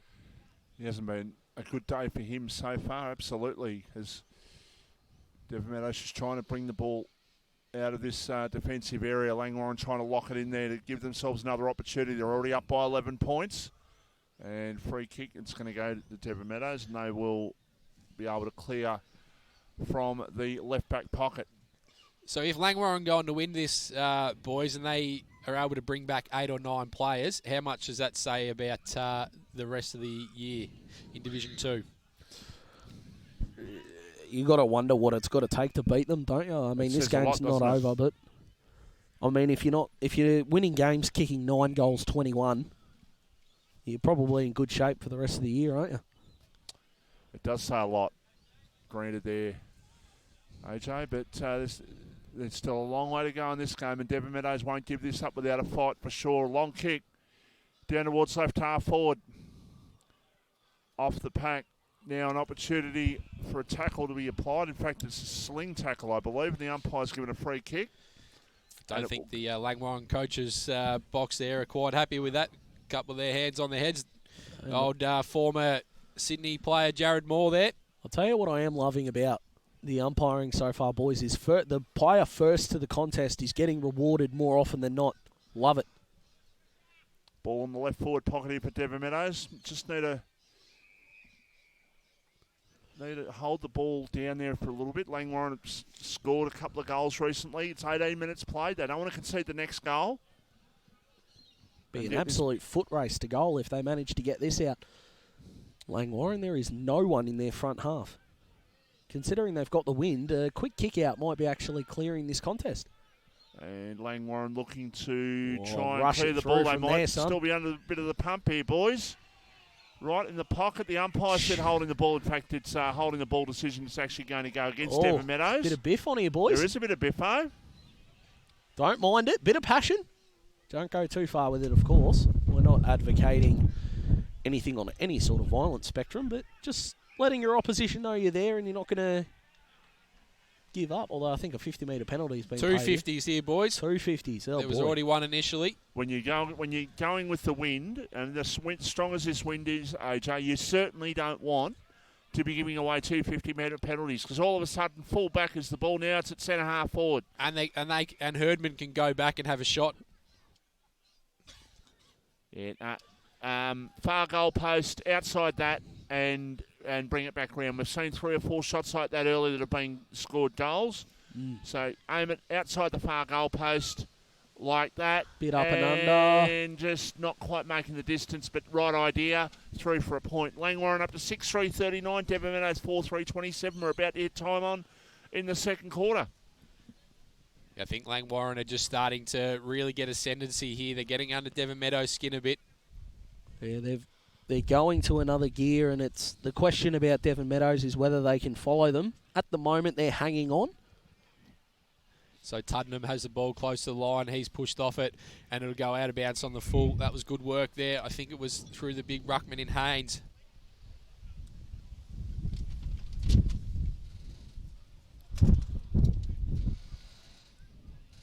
So Baumgarter here, he's got the ball. He's going to go up the wing. Looking for Ryan Koo, who's taking the mark in front of the pack. He hasn't got much. No. Fall to the ball here. Couldn't be more right. This could go out on the full if he just puts it up in the air. Like that. There you go. So Old Daz Stradamus strikes again, Vossi. What's tonight's Tatsolo numbers, Daz? No, they're just for me in the better half, Vossi, unfortunately. Good tackle. Very good tackle. Umpire says I'm going to ball it up. Craig, we got some scores from around the grounds? Yep, in Division 2, Mornington semi-final hopes improving, 47, Somerville 10. The Crib Point to Pearsdale game, Pearsdale up by a point, 21-20. Seaford 32, Rye 13, Kooringal 40, Hastings 8. And in Division 1, the updates there, we've got Mount Eliza 28, Rosebud 26, Dramana 9, Edith Vale Aspendale 2, Frankston Bombers 40, Pines 36, Frankston YCW 15, Red Hill 7, and Bond Beach 33, Sorrento 16. And in some breaking news, boys, Vossi's just chucked next week's rent on Mornington to win the flag. Extraordinary scenes. Devon Meadows forward here, though. They've got to make something out of this. So Canal, he gets the handball out to Joel Hillis. He tries to evade too. He gets a quick kick. Just goes straight up. Ball's on the ground. Kirkwood there. He's getting into the action. Is that a good second quarter? Oh. Not able to take the mark was Brodie White. Battle shrugs one. Runs into another wall there in Pullen. He puts his body over it. And there's going to be a stoppage inside the forward 50 of Devon Meadows. We've had 22 minutes gone in this second quarter. It's Brown into the ruck for Langwarrin Peach. That's a great handball over the top, but the bounce didn't favour his teammate there, Canal. He had his ball smothered. I'm not sure how people can be... Scream out holding the ball there, AJ, when yes. He barely touched it. Yeah, interesting, but we like the passion. So Rucks go up again. Brown's been very good when he's gone in there. He's won majority of the hit-outs. Yeah, he's been very good. It's good to see the blue armbands on for the TAC Cup week. Yeah, road round. We need everyone careful out there. We often talk about footy and we know how passionately we take it, boys, but road safety literally is life and death. So good on TAC for bringing more and more awareness to it. Devon Meadows need to have some awareness about getting the ball forward here because they're just stagnant. So Pullen with a clearing kick. Been very good, Blake Pullen. Back out to Kennedy. Yeah, he goes with a quick kick forward. Foot race, here we go. Plumridge is going to run onto it first. There's a good shepherd applied from Brandon White. Jeez, this just won't stop bouncing. Oh. That went back 50 metres there. Jamie Plumridge had to run back 50 metres to that, boys. That was extraordinary. And it was very nearly a goal. I don't think the winds are getting any more lenient with the ball bouncing like that. But just on the TAC thing, boys, I mentioned on the footy show, just if it takes you an extra 5 or 10 minutes to get somewhere, just do it. Just be safe and just make sure you're safe and your mates are safe because life's precious. Yeah, well said, Vossi. That's a good kick into the middle. If it wasn't for Matty Payenborg's 4 goals, Blake Peach would just have his mouth wrapped around another burger. Oh, I hate to say I told you so, but we knew the snout was coming out. So free kick going Bateman's way for Langwarrin. He's just outside forward 50. He can kick this. He's going back with the confidence of a man that says, I'm putting this through over the goal umpire's hat. Don't you worry about that. I'll back him in. Nothing like a commentator's curse, Vossi. This is 50. Or a reversal. I think it's a reversal, boys. So there's the siren for half-time. Langwarrin 6-3-39. Devon Meadows 4-3-27. We're going to go to a break and we'll be back right after this.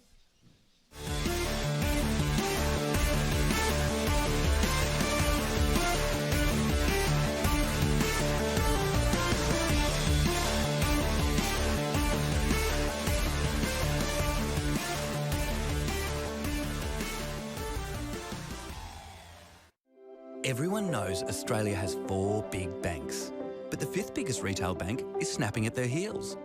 It's a bank that's been around for over 160 years, can be found in over 500 locations nationwide, looks after over 1.8 million customers, and is regularly voted one of the most trusted brands out of all the thousands of brands in Australia. Who is this fantastic number 5?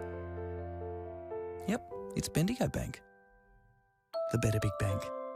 More and more people with a taste for quality are shopping at Eliza Meats. Kevin and his lean team pride themselves on the finest cuts, from juicy steaks and roasts to high-grade mince and sausages. And Eliza Meats are the gourmet specialists. Inquire about Eliza Meats Spit Hire. Phone 9787 4473 for a mouth-watering meal fit for a king. It's all at Eliza Meats. See our sponsor Kevin at Eliza Meats, 112B Mount Eliza Way, a station sponsor.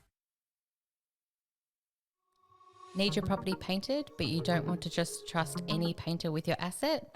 Give Wow Factor Painting Solutions a call. We're based on the Mornington Peninsula and specialise in high-quality painting solutions. We are proud members of the Master Painters Victoria and the Dulux Accredited Program. For a free quotation, visit wowfactorps.com.au or call 0475 448 285. Wow Factor Painting Solutions, a station sponsor. Battery World now open in Mornington. We know batteries. We know our 75 D23Ls from our DIN 65 LHs. And we know which is best for you. We have the range and a spark no one else can match, because we live and breathe batteries.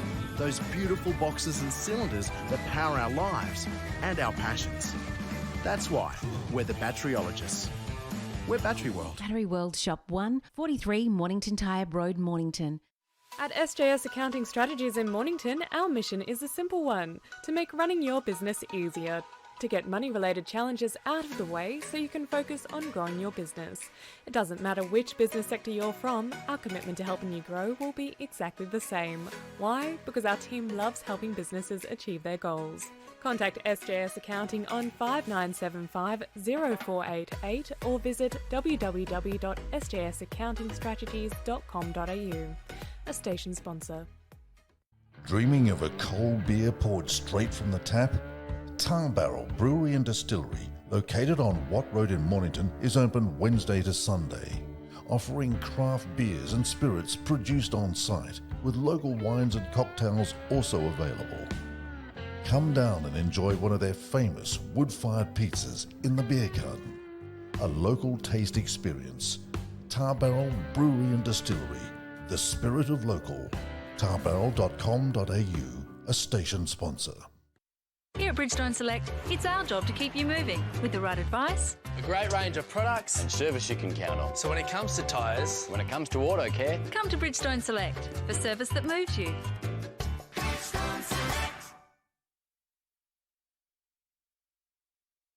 Jones Lapino Real Estate, located on Wilsons Road, are Mornington Peninsula's boutique real estate professionals, offering premium service in sales, auctions, investment property management and holiday leasing across the Mornington Peninsula. Contact Jones Lapino for the very best in client experience on 5975 5593 or visit joneslapino.com.au, a station sponsor. Established in 1988, Progress Signs has been servicing the local community for 30 years. Located on the Mornington Peninsula, they are the #1 destination for all your signage needs, specialising in a variety of signage from vehicles to shop fronts, occasional and corporate events, short-term, long-term and everything in between. If it's signs you need, be it large or small, Progress Signs is the place to call. Available 24/7 at progress-signs.com.au or call the team on 5975 9188. Thinking signs? Think Progress Signs, a station sponsor.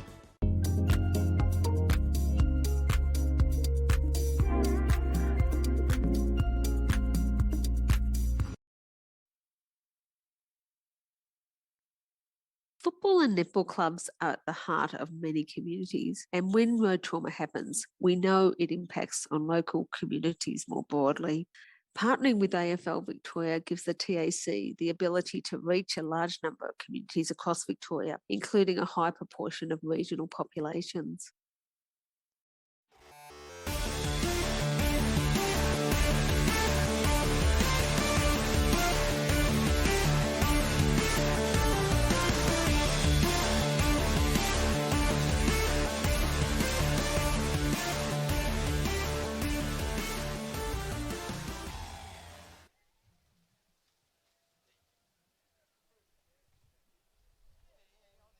Back everybody to RPFM's coverage of the match of the day for Battery World at Mornington.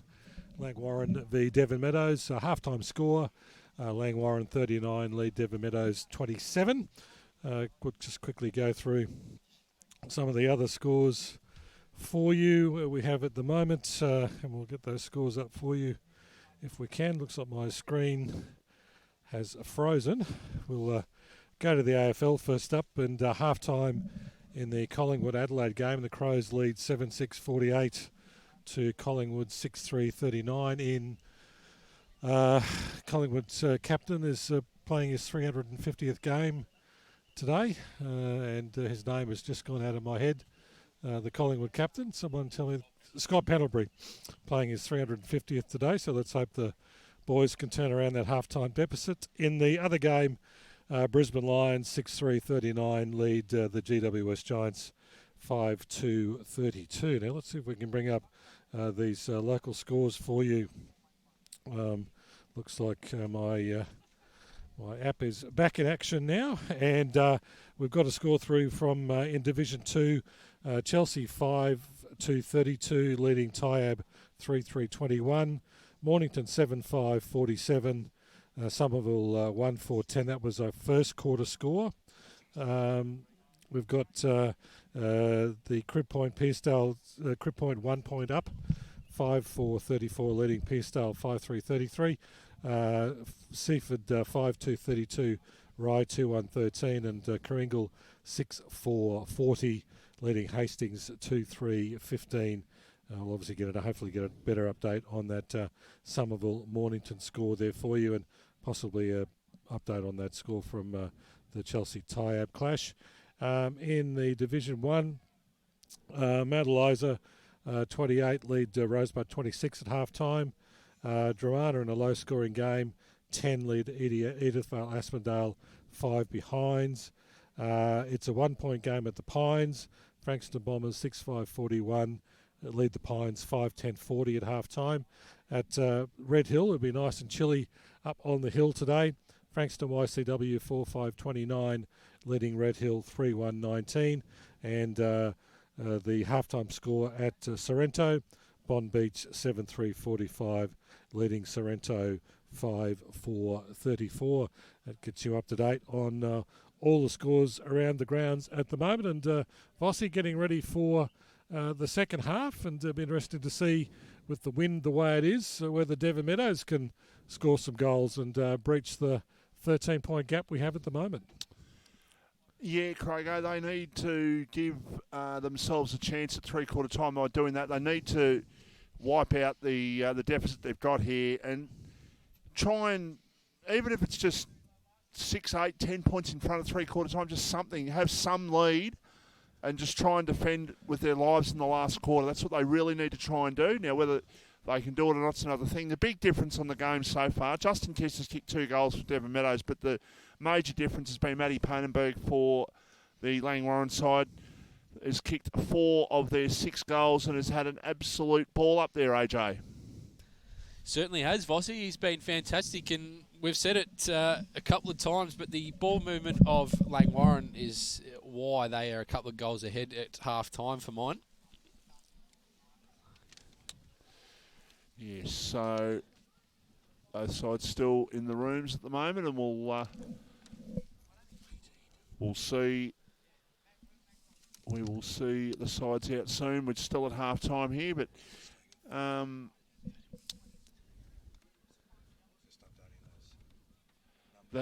that score from the Somerville Mornington game, by the way, was 60-11, we've been told by the Big Chief. So we just had a couple of number updates there. Vossi, 30 is Riley Staggart, and Sam Van Brumlem is wearing the number 18. So for the viewers out there, a 2-goal game here at Lloyd Park, and tell you what, it hasn't got any warmer, Vossi.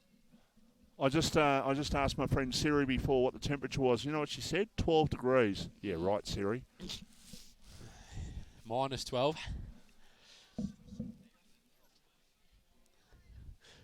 And we should let listeners know too what we're doing tomorrow. We're streaming the Peninsula Raiders game against Williamstown tomorrow. We are.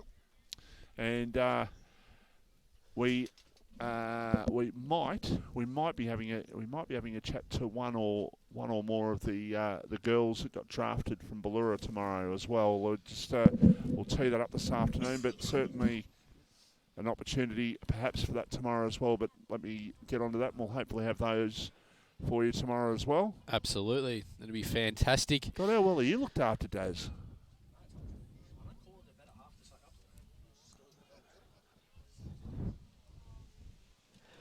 Oh, no, I'm fine.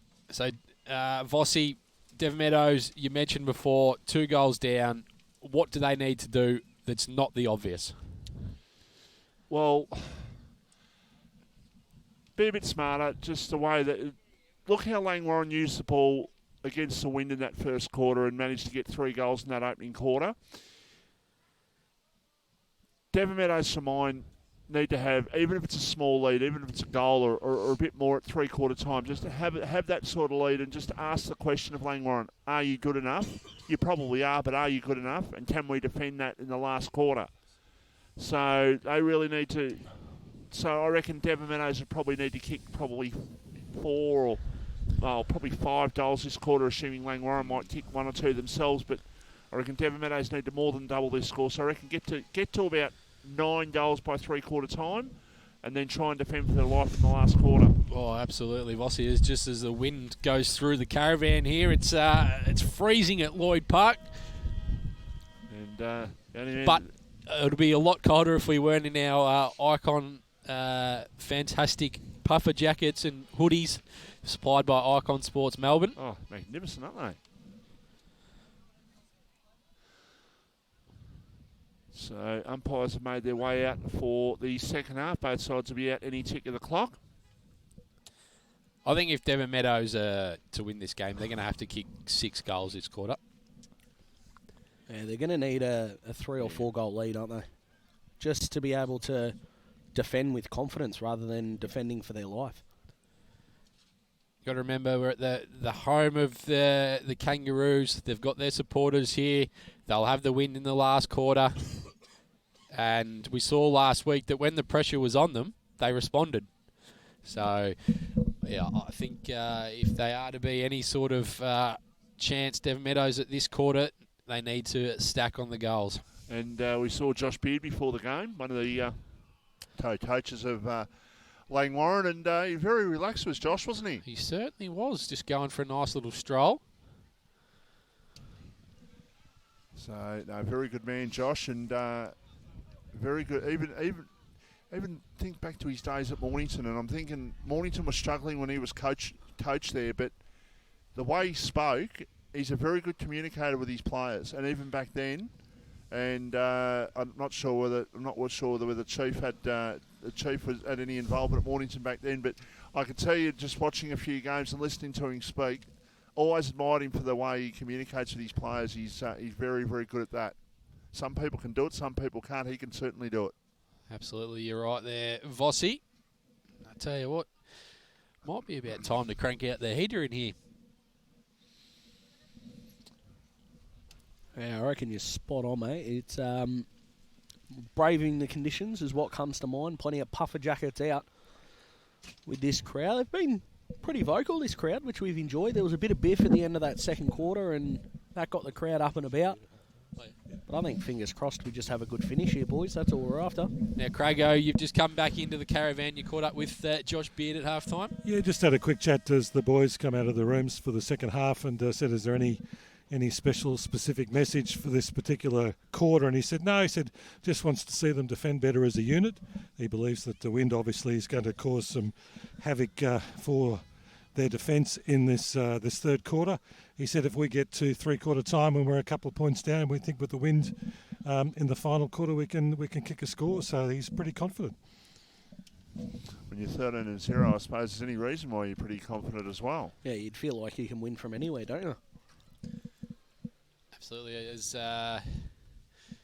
some Fight MMD beanies still being worn, which is fantastic. And one very, very young Matty Maines sort of mullet from Matty Maines' younger days. Kicking the footy to himself, and he's got that melody. What would he be, 14, that kid? Yeah, he's quite young. It's doing plenty, that haircut, Vossi. Ty Kirkwood for Devon Meadows has got a bit of the Bailey Smith mullet about him, boys. Are you a fan? Just quickly. Of what? The mullet. Not on yourself, Vossi, although I think you'd look dashing. Well, you're talking to someone who had a rat's tail when they were a kid. Doesn't answer the question now as the esteemed adult that you are, Vossi. Oh, look, yeah, if you got the hair, flaunt it. Oh, I like it. Absolutely. AJ, you weren't rocking a rat tail back in the day, were you? Nah, not a rat tail. That implies that there was something, Spill. No, not a rat tail. I just don't think the rat tails were very prevalent down in the Sorrento area, were they, Vossi? No, you'd make sure you get to the barbers, and you'd have the money to go to the barbers and go to the top-notch barbers, wouldn't you? That was more your tips and colours of the hair, I reckon, down there, mate. You didn't go with old NSYNC Justin Timberlake style tips, did you, AJ? Yeah, they probably did for a while. Oh, no. You got to remember, I've probably got 10 years on you, Dad, so... Nah, it's still not good enough. As far as I'm concerned. Yeah. AJ, as they say, this is a results-based environment, and you're offering me excuses. Well, I have to admit, though, I did get them for no cost. Because I had a bet with one of the dads at the footy club that however many goals I kicked was however many free tips I got in the air. So it was sort of those days, Vossi. There was a big craze for it back in the day. You're also talking to a man, Daz, who about me talking about I had an afro for a while back in the day too. You continually surprise me, Vossi. Well, I've got to dig out the photo. You'll be surprised when you see it if I can ever find it. I feel like by the end of the year you're going to tell me you used to be in a gang or something. Just with the amount of info that I've nothing like that, but gotten from you. But this is going to be a good second half, boys. And like we said, Devon Meadows, they've got to get a score on the board. They need. It's almost like a cricket term, Vossi. They've got to give Langwarrin something to chase. Well, if Devon Meadows are to win this game, they need to kick a few goals. Now, can they get off to the perfect start? Now, Joel Hillis in the centre of the ground gets the ball forward for Devon Meadows, goes towards half forward. The ball goes over the back of the pack. Kick off the ground outside defensive 50, and Langwarrin will clear with a quick kick out towards the centre wing, and will go towards the line and go over for a boundary throw-in. So just a reminder the listeners, Langwarrin 6-3-39, Devon Meadows 4-3-27. Reminder the viewers, I should say, because we're streaming only today. And Matty Pinenberg has kicked 4 goals and is probably the leading contender for the Jones Lapino Real Estate Best on Ground. AJ. Absolutely. As Nick Battle tries to get through the pack there, he's being called for holding the ball against Sean Herdman. You don't mind that, though, from Nick Battle. He's got to try and get through. They need to try and take territory. So you live with that. If you're Devon Meadows, you just need to defend. So they've gone in short. Once again, they've found Jared Brown. That was a better hit-up lead from him. He's going to go looking for a target there in Payenborg, but it's spoiled away, and we'll get a throw in. Just in reach of the forward 50 here for Langwarrin, who are going against the breeze. As we've mentioned, if you've just joined us, there is probably a 4-goal breeze going towards the entrance end, which Devon Meadows are going in this third quarter. Don't forget also, boys, in that first quarter, Langwarrin kicked the first 2 before Devon Meadows really even had a forward 50 thrust. So they've got the free kick here, but they need to make something of this. Jamie Pludbridge, he goes long. Spoiled away from Mitch Cuthbert. Murphy. Brandon White does a quick kick. Hack forward, but it's turned over. Oh, no. It's a pretty horrible kick going through the centre of the ground from Langwarrin. Although it's probably going to work, but not that handball from Bateman. He's got a couple of targets there, but Cuthbert's able to spoil it away. Herdman dispossessed, and that is holding the ball against the Langwarrin player in Longley. Kiss, he goes over the top, and he's found Ryan Koo, who could go back and line up and get Devon off to a fantastic start in the third quarter. That was really good in the middle of the ground, boys. I mean, look, 2 horrible bounces, but from that moment onwards, some good use of the footy results in this shot. Now, we know Vossi's been pushing for the aim for the right goalpost and just let the ball swing back. So over to you, young man. Outside right goalpost, bring it back. He's within kicking distance. Kick through it. Don't let the wind, just do it yourself. Just kick it out that way. He has kicked it at goal. He just aimed it a little bit straight at that post. Needed to be out probably another 2 or 3 metres. That wind took it and went through for a behind. So Langwarrin stay at 6-3-39. Devon Meadows a 4-4-28. And we have played 3 minutes in the third quarter. First goal is huge in this third quarter. That's out of bounds on the full. Vossi, something that annoys me with goal kicking is the fact that when people try and get distance, they run out, obviously on an angle. What I used to do, and I'm not saying I had played at a great level or anything, but why don't people just go in on their normal angle and try and kick the ball and kick through the ball rather than running out and changing their normal angle? Well, I'll raise you 2 things from that. Mason Wood last night in the first quarter took a mark. He was in the right forward pocket, left footer, 25 out from goal, and tried and from a mark he tried to do the Harry Mackay kick. Not right. And Max King in the last quarter went to have a shot, and he walked straight towards basically he was walking away from goal. As you're coming in, you're walking sideways, and by the time he kicked it basically, he kicked exactly where he aimed it. He wasn't aligned with the goals, and you pay the price because of it. It's one thing that hasn't got better, as I keep saying, in football since it's become professional. I think the problem that we're seeing, and it's at local level as well, is there's not enough players with good routines that you can see. Practice players, not many players in the competition are getting 10 shots a game, but if we saw players have the same shot from the same distance from 40 out on a 45-degree angle, let's say, they're going to kick the ball 8 different ways, which just doesn't make sense. Maybe I'm a fossil, but why can't you go back and have a look at the current players, go back and have a look at Tony Lockett, Jason Dunstall. Look at the way they went about it. Yeah. They didn't miss too many. Spot on. No, and that's the thing. They didn't run out on an arc. They didn't need to. That wasn't their normal routine. Yes, Buddy does it because that's his normal set shot routine. But any other person that goes for goal, if you want extra distance, then come in with more authority and kick the ball rather than running out. And if you need more distance, why are you having a shot in the first place? Kick it to the top of the goal square. As Langwarrin have got the ball up on the wing, Bateman. Too much common sense in this conversation, I think, boys. He's turning the ball over. Jamie Plumridge has the ball. Talked up how good Bateman's ball use is there. Just overcooked that one. Everyone gets a mulligan, as they say. Boland, he's in the defensive 50. He's got not no much one to to kick to. Yeah, spot on. Oh, leg. Battle, win a free kick against Sean Herdman here. Could sense he was in trouble there and just basically felt for the tackle and just wriggled around to make sure that the tackle went low. Good play there to get the free kick. Short pass wasn't a good one by Battle. There's a knock over the top. Plumridge has got it. Gets a hand pass over to White. Brandon White goes with the standing start. Left foot kick to centre half forward. Ty Kirkwood went up, but he was beaten to the mark. On that occasion, the mark has been taken. And it's been taken there, I think it was by Charles, who goes out towards half back. And Langwarrin just happy at the moment. 6 minutes played in this third quarter. Devon Meadows haven't eaten into this half-time lead.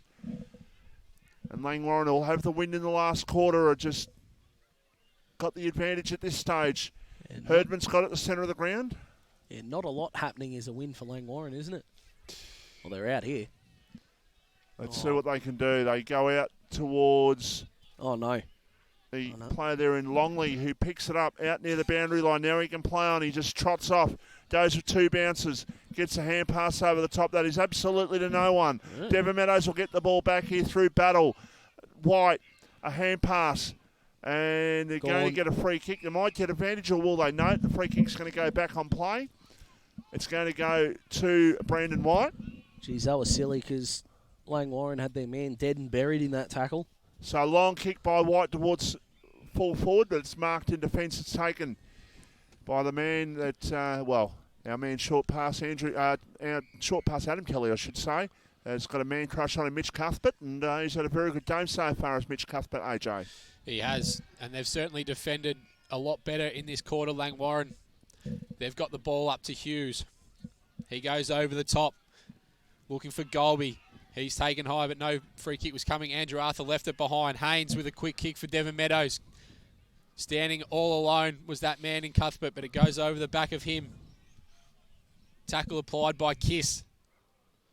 That was on Tuddenham, and we'll get a stoppage inside the forward 50 of Devon Meadows, who, as Michael Voss just mentioned, are yet to get on the board in this quarter with going with the wind. Yeah, nothing happening is a win for Langwarrin, isn't it? Absolutely, you're right. Hughes trying to run onto the ball. He can't. Hillis, quick kick. Snapshot. And that's gone through for a behind. So Devon Meadows move on to 4-5-29. Langwarrin 6-3-39. They hold a 10-point lead here. Nearly 8 minutes into the third quarter. We saw the Saints last night, boys, in the last quarter, and I hope we don't see it from Devon Meadows here, but if you've got momentum, you've got to finish off your good work. That's 2 behinds now. Reasonably gettable shots. And Langwarrin are going to rebound the ball with ease here. They can't allow themselves to be punished. So Herdman, he goes into Andrew Arthur. He's putting his hand up as a challenger for the famed meat tray. He's going to go with a long kick. Van Brummelen, Payenborg with the targets, but it couldn't get to them. And a free kick is going the way of Sean Herdman. He's been good today, boys. He's been very good. Has been, yeah. He's looking for Jared Brown. Don't love that kick, but he's been very good. Well, they're fighting over themselves, Devon Meadows. So another stoppage. This has been a really impressive start by Langwarrin, boys. I know, and we talked about it earlier in the broadcast about how well they've set up behind the ball on previous occasions. It looks like they've learnt from some first quarter mistakes, and they're playing well and truly behind their opponents in their defensive half, which is a very, very good thing, and it's proof of a really mature side that they can learn from their mistakes in game. Devon Meadows have gone 10 minutes wind assisted without scoring a goal, and not good for them. They need to, as I said, have some sort of lead at three-quarter time, give themselves an opportunity, because goals, as we've seen in this quarter, competitive game of football, in tight, and it's making it very hard to score. So even a small lead of a goal or two at three-quarter time just might be very good if you're a Devon Meadows supporter, but they've got to get to that stage. They haven't kicked one this quarter at all. Quick kick by Cool was not the greatest of kicks. It'll end up going well. Kirkwood with a quick kick down towards left half forward, and the ball will trickle towards the line and goes over for a boundary throw-in. About 40 metres out from the Devon Meadows goal. Going to the left-hand end of your streaming service, left-hand way, the entrance end. As the ball comes back into play. Langwarrin will clear a high kick down towards centre wing. No mark taken. Ball on the ground. A chance there for Devon Meadows. Gets a hand pass out. Coolby out the back, and he'll take this. Gets it over to Plumridge. Now Plumridge goes in short. Now this is the kick they've got to make real good on. The mark was dropped there on that occasion by Owen Hillis. They go towards half forward with the kick. But the Langwarrin defence will win out once again. And in fact, they're going to get a free kick here. So Langwarrin are just doing this very well at the moment, AJ. They certainly are, Vossi. Jeez, They've gone out wide to Andrew Arthur. Sorry, boys. Hayden Murphy there dropping that mark. Inexcusable when you're trying to get a lead late in the game. I think that ball's gone out. In the middle, he was all on his own. Just had to settle, and the ball goes through his fingers. These 50-50 chances, they're going against Devon at the moment. So Jared Brown goes up looking for Payenborg, but he's caught behind. O'Toole takes the mark. He's been a bit quieter today. It's just going to fall into Cuthbert's lap. He goes by hands. Very clever. Ball smothered. Able to run back onto it. And they're going to put it out in front, but the ball's just heading towards the boundary line. Ryan Koo gets it back there first for Devon Meadows. O'Toole, he goes by hand. Out to Plumridge. He was looking for Hillis, but it goes over his head. And once again, we'll get a throw in. Vossi, if the final siren sounded right now, who would be the Jones-Lupino best on ground for you? Well, the difference to mine's Manny Pannenberg. 4 goals. Yeah, spot on. A lot of agreement going on in the box today, boys. I like it. But once again, I know Devon are going to get a free kick here, but every time they're kicking the ball haphazardly. There's always a Langwarrin player at the back of the stoppage. They need to cut that out. They need to even their numbers forward of the ball. So Haynes goes long. Brandon White over the top, and he He'll get a takes a free great kick here. mark. Geez, he needs to... Yeah, I'm going to go down the cliched route here, Vossi, but geez, he needs to kick this. He bloody does, Daz. I couldn't agree with you more. Thanks, Vossi. Love your work there, mate. Love your support. Oh, you beat me to it there, Daz. That's a good goal. It's a pretty laconic walk-in, wasn't it? But he kicked it with authority, and that's what they needed. So Devon Meadows are on the board here in the third quarter. They move on to 5-5-35. Langwarrin 6-3-39. Nearly 13 and a half minutes gone. Premier Traditional Home scoreboard. Can that get Devon Meadows on a little bit of a run here? Still think they need 2 or 3 more, but more importantly, they need Langwarrin not to score a goal. To Langwarrin's almost going to be worth 2 in the run home. They definitely do. We'll get an update from Crago shortly, but my belief is at the moment, boys, that Crib Point are in front of Pearstale in their game in Division 2. Tell you what, the sun's just come out for us, boys, for the last sort of 40 minutes of this game. This is going to be a picturesque finish. So, ball up to take place. 4 points to margin, 39-35 in favour of Langwarrin. They can go 40 now. Andrew Arthur it was going towards half forward, dropping the mark there was Van Brummelen. It was also now a chance for Langwarrin to switch play, and they do. Out towards Churcher, who's got it on centre wing. He can switch play even further out towards where we're broadcasting this afternoon here at Lloyd Park. Short pass, mark taken. And it's been taken there by Kennedy. So Michael Kennedy with the ball. He goes long as he can towards half forward. Ball falls to ground. A chance now for Plumridge, who's been good, boys. That was a poor kick by Plumridge, but he has been good this afternoon. Mark was taken by Tuddenham. They can play on here, Langwarrin. They go in short. Looking there for a teammate not to be. Plumridge will clear. Or the hand pass by Plumridge, and Devon Meadows will clear towards the centre of the ground, but it's coming back in once again. Langwarrin load up. They go towards Jared Brown, who goes up. Couldn't quite get to the contest. Hand pass over the top. Will end up with a shot and end up kicking into the post there with Sam Van Brummelen. He's gone the dribble kick, Vossi. What are your thoughts? Kick through it. Oh. Don't rely on the bounce of the ball. Just kick through it. Kick it low. Kick it under the breeze and kick it through, Daz. So when you're 10 metres out, you should not miss that. I'll tell you what. For the first time in my life, I'm glad Jason Dunstall's not here. Might have absolutely lost his top of that. But they're going to rebound here, boys. Yeah, bloody oath they are, Daz. We're getting a lot of support in this quarter, boys. I was waiting for you then, AJ. Flying this quarter. So 5 points to margin, and the ball is over the line. Langwarrin haven't scored a goal, but they will have the win in the last quarter. So this quarter's not going to go probably 23, 24 minutes. So probably about 8 minutes of wind assisted time for Devon Meadows to go in this quarter. Need a couple on the board. Blake Peach, he's been fantastic in and under. Andrew Arthur on the left. He goes up looking for that man in Van Brummelen, but it's spoiled away by O'Toole, and we'll get a throw in inside the forward 50 for Langwarrin here. I like how threatening Van Brummelen's looked. I know he didn't finish that goal, and he does owe them one, but this quarter he's jumped for everything, and he's looked pretty solid. Needs to finish off his own good work. So Langwarrin 6-4-40, Devon Meadows 5-5-35, 16 and a half minutes gone in the third quarter. Jared Brown getting the hit out in front of Pullen. Peach, he goes in with a little kick, looking for Andrew Arthur. He couldn't take the mark. Nathan Drew for Devon Meadows gets a clearing kick up to the wing. He was looking for McConnell. Couldn't find him. Langwarrin have been able to find Bateman on the wing. It's a beautiful kick of the footy. He can't kick the distance. He's going to go out wide looking for that man in Brown. He's presented well all day. Ball comes to ground. Just bouncing around and it trickles out, and we'll get another throw in. I think Crago might have some scores for us, Vossi. Yep, go to Crago. Yep, that Crib Point score, they are in front. Vossi 6-4-40 to Pearstale 5-4-34. Seaford 32, Rye 13 in the other games.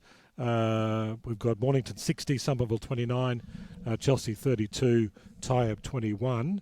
And just quickly in Div1, Mount Eliza 48, Rosebud 44, Dramana 11, Edithvale Aspendale 5 in a very low scoring game. Frankston Bombers 51, Pines 40, and Frankston YCW 37, Red Hill 21, Bond Beach 64, Sorrento 40.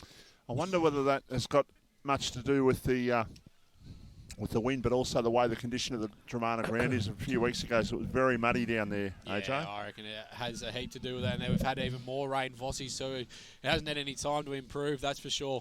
As Nick Battle, he escapes his opponent there in Kennedy. He takes one bounce. He wants to go on his left, although he goes by hand. Out in front of Canal. Back to Battle. Koo just handballs it on. Bargmartin tries to step through, and that is holding the ball. The player there in Ryan Smith.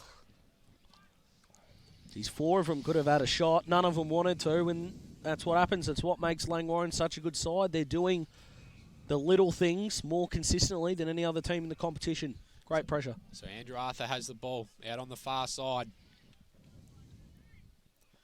He's going to go with a long up and under kick. Who can take the mark? It's not awarded. Plenty of pressure coming from Devon Meadows. Brandon White gets a quick kick on his left. Just bounces over the head of Canal, but it bounces back in his favour on the second bounce. He goes on his left. Goes over the back. Cuthbert being tracked by McConnell. Really good. These have held up well defensively. I know I've said it a few times, but you just got to reiterate it. They could have conceded 4 or 5 given some entries that Devon Meadows have had, and I think they've conceded 1. Yep, 1 does. Spot on. So Langwarrin looking out for Jared Brown. He can't take the mark. Ball spoiled away. And we'll get a throw in just as Plumridge throws the ball at him. He's playing a bit of a lone hand on half-back, isn't he, Jamie Plumridge? He's been really good this quarter. Yeah, he has been. Just needs to lower his eyes a bit. He's just blazed the way. So ball thrown in. Goes over the back. Golby. He can't get it. Church is taken in a tackle by Nick Battle, and we'll get another stoppage. So 1 goal scored in 20 minutes in this third quarter. It's gone Devon Meadows' way, but they just need to... Oh, I reckon Herdman's in trouble here, boys. I reckon he'll get a couple for that, and it's going to be on. He got his opponent high, and the Devon Meadows players didn't like it. So if it is a 50, Devon Meadows will be well within scoring distance. I think it was Nick Battle that he got. Been reported, and he will get weeks. Yep. So another one down for Langwarrin. Just testing their own depth at this point. It's not something I'd recommend doing. And he's been carded as well.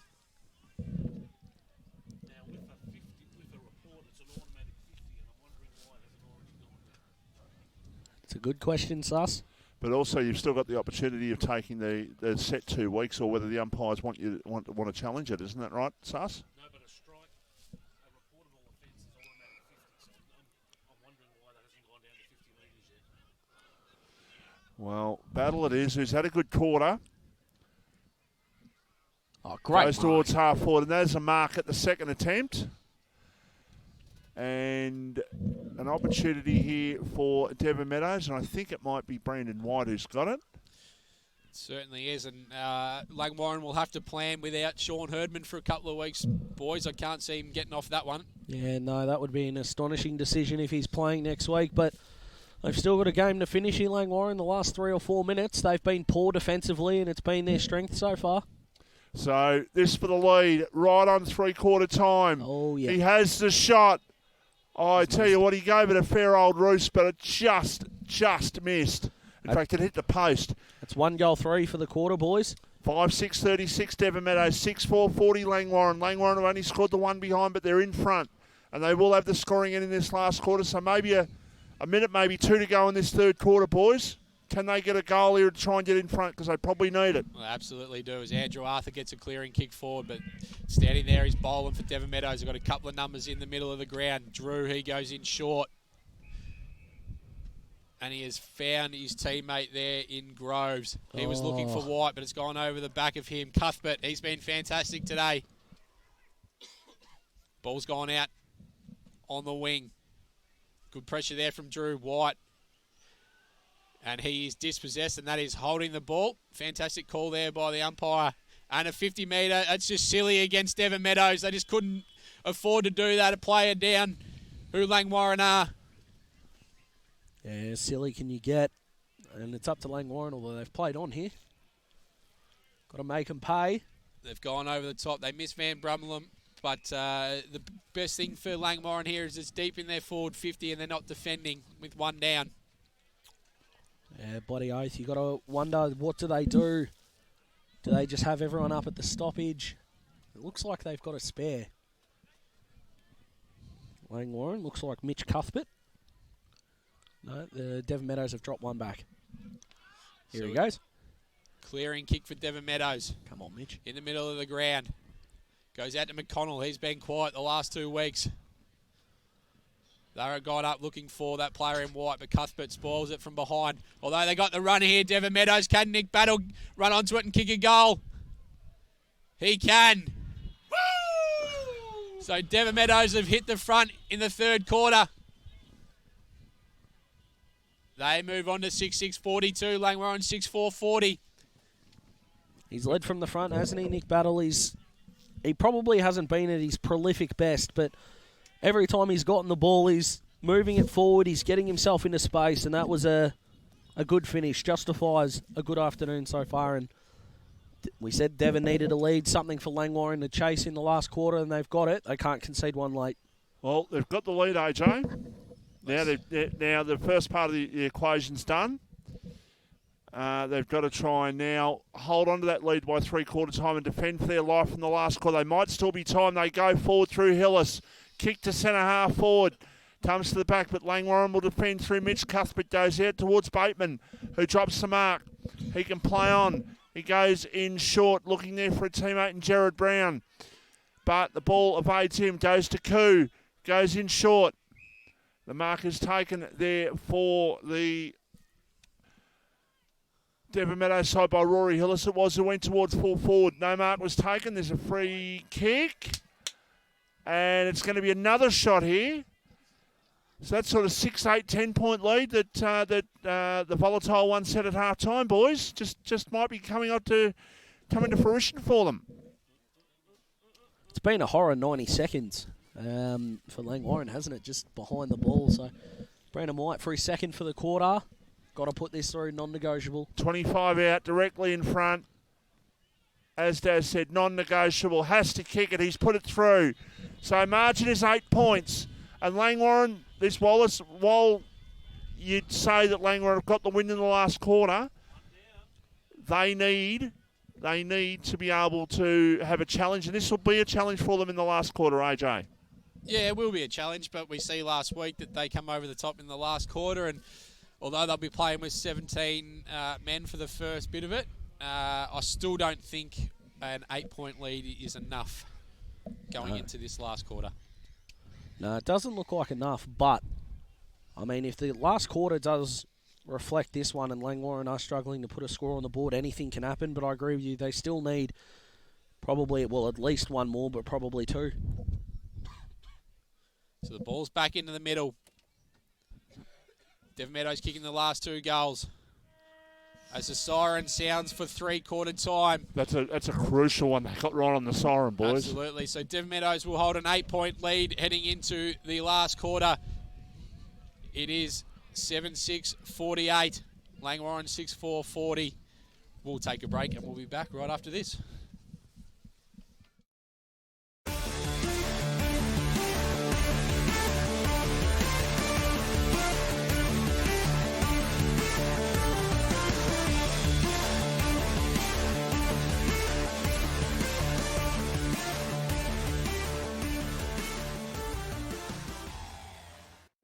Everyone knows Australia has 4 big banks, but the 5th biggest retail bank is snapping at their heels.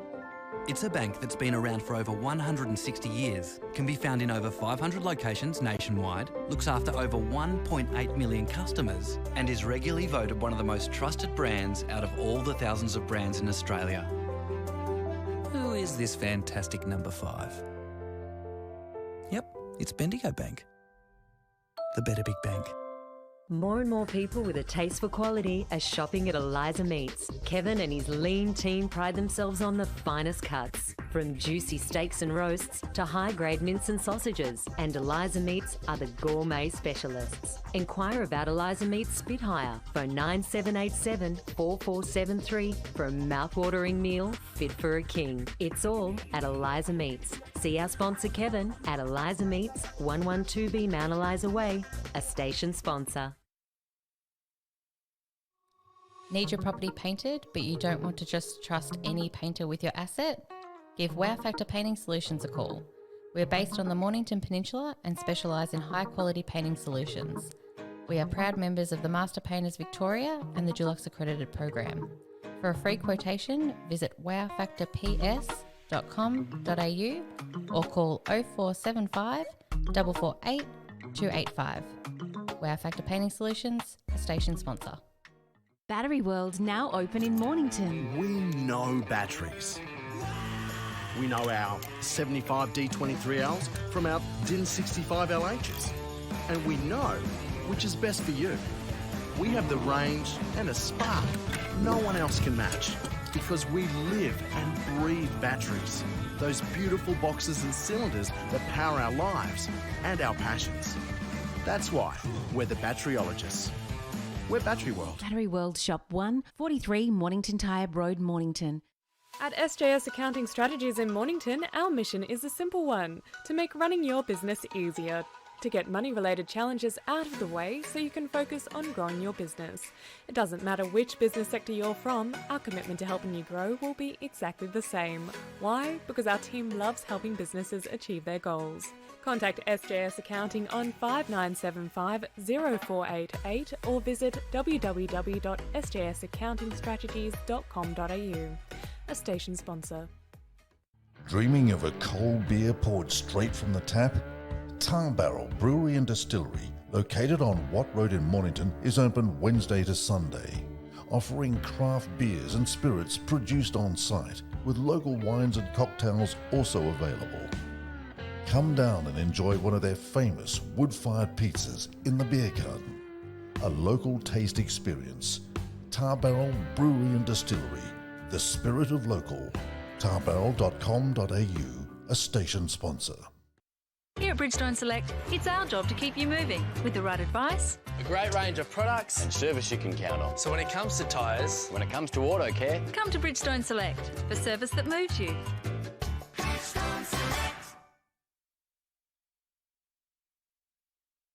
Jones Lapino Real Estate, located on Wilson's Road, are Mornington Peninsula's boutique real estate professionals, offering premium service in sales, auctions, investment property management and holiday leasing across the Mornington Peninsula.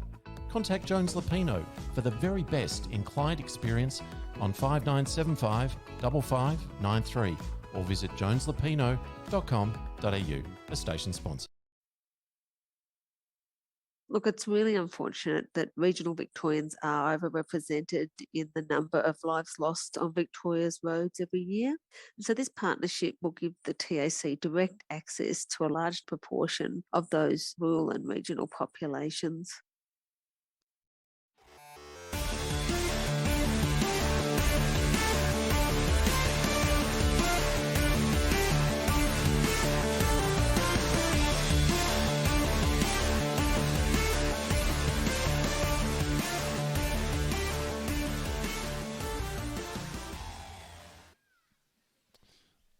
Okay, welcome back here to Lloyd Park in Langwarrin, with the news at 3/4 time that Devon Meadows are in front.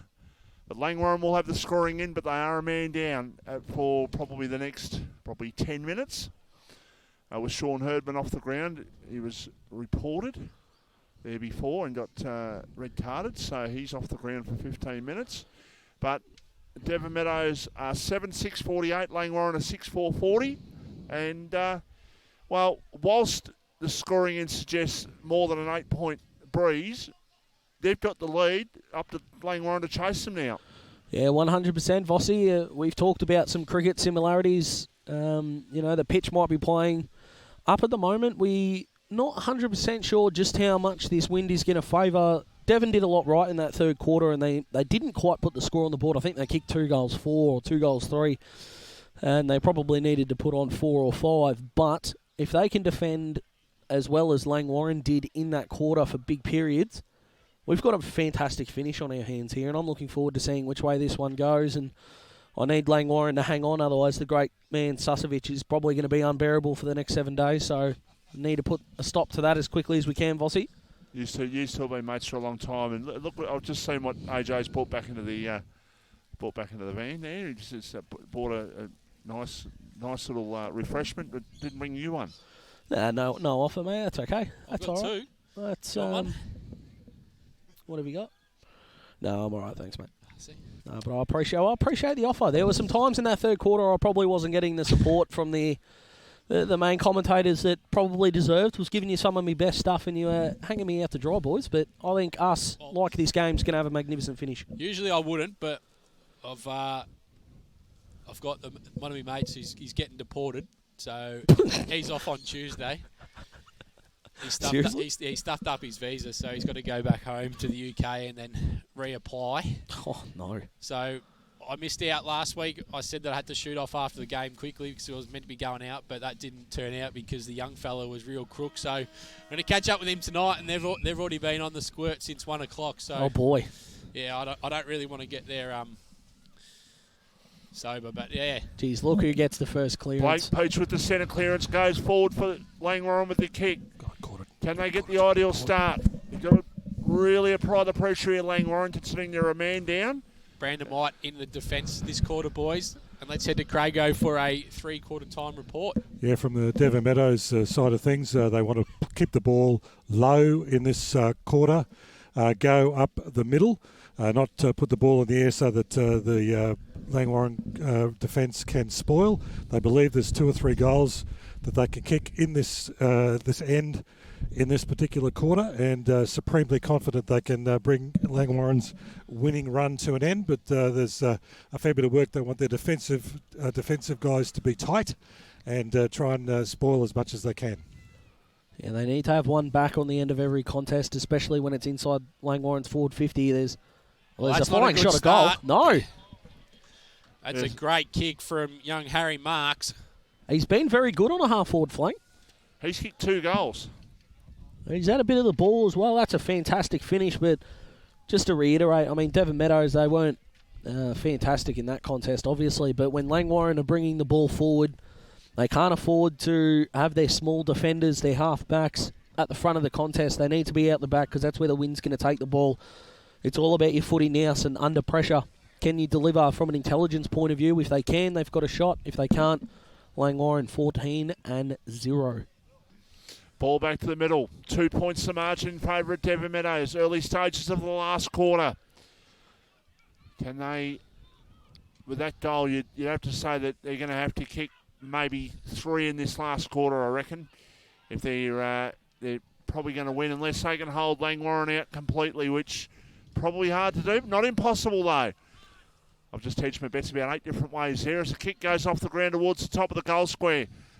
The ball is going to be put out towards the pocket and now going to be kicked off the ground once again. Devon Meadows have just got to try and hold firm here and try and keep it inside their 50. The ball continues to roll. Now a hand pass goes backwards and the ball will end up going forward now with Langwarrin going out of defence. Great and the mark hands. is taken. Watch Blake Peach. He's just lifted in this last quarter already in the stoppages and around the ground. The snout. Levi Hughes with the ball goes towards centre wing. They can go through here, Langwarrin. They've opened Devon Meadows up now. They can go with a long kick inside attacking 50, but it's not the greatest of kicks. It's going to work, though, boys. It's deep inside their forward 50, and it's not an easy exit for Devon Meadows if it was a point. Yeah, it's how they kicked their last goal, wasn't it? 3 marks. So, yeah, not a bad result at all, AJ. Spot on.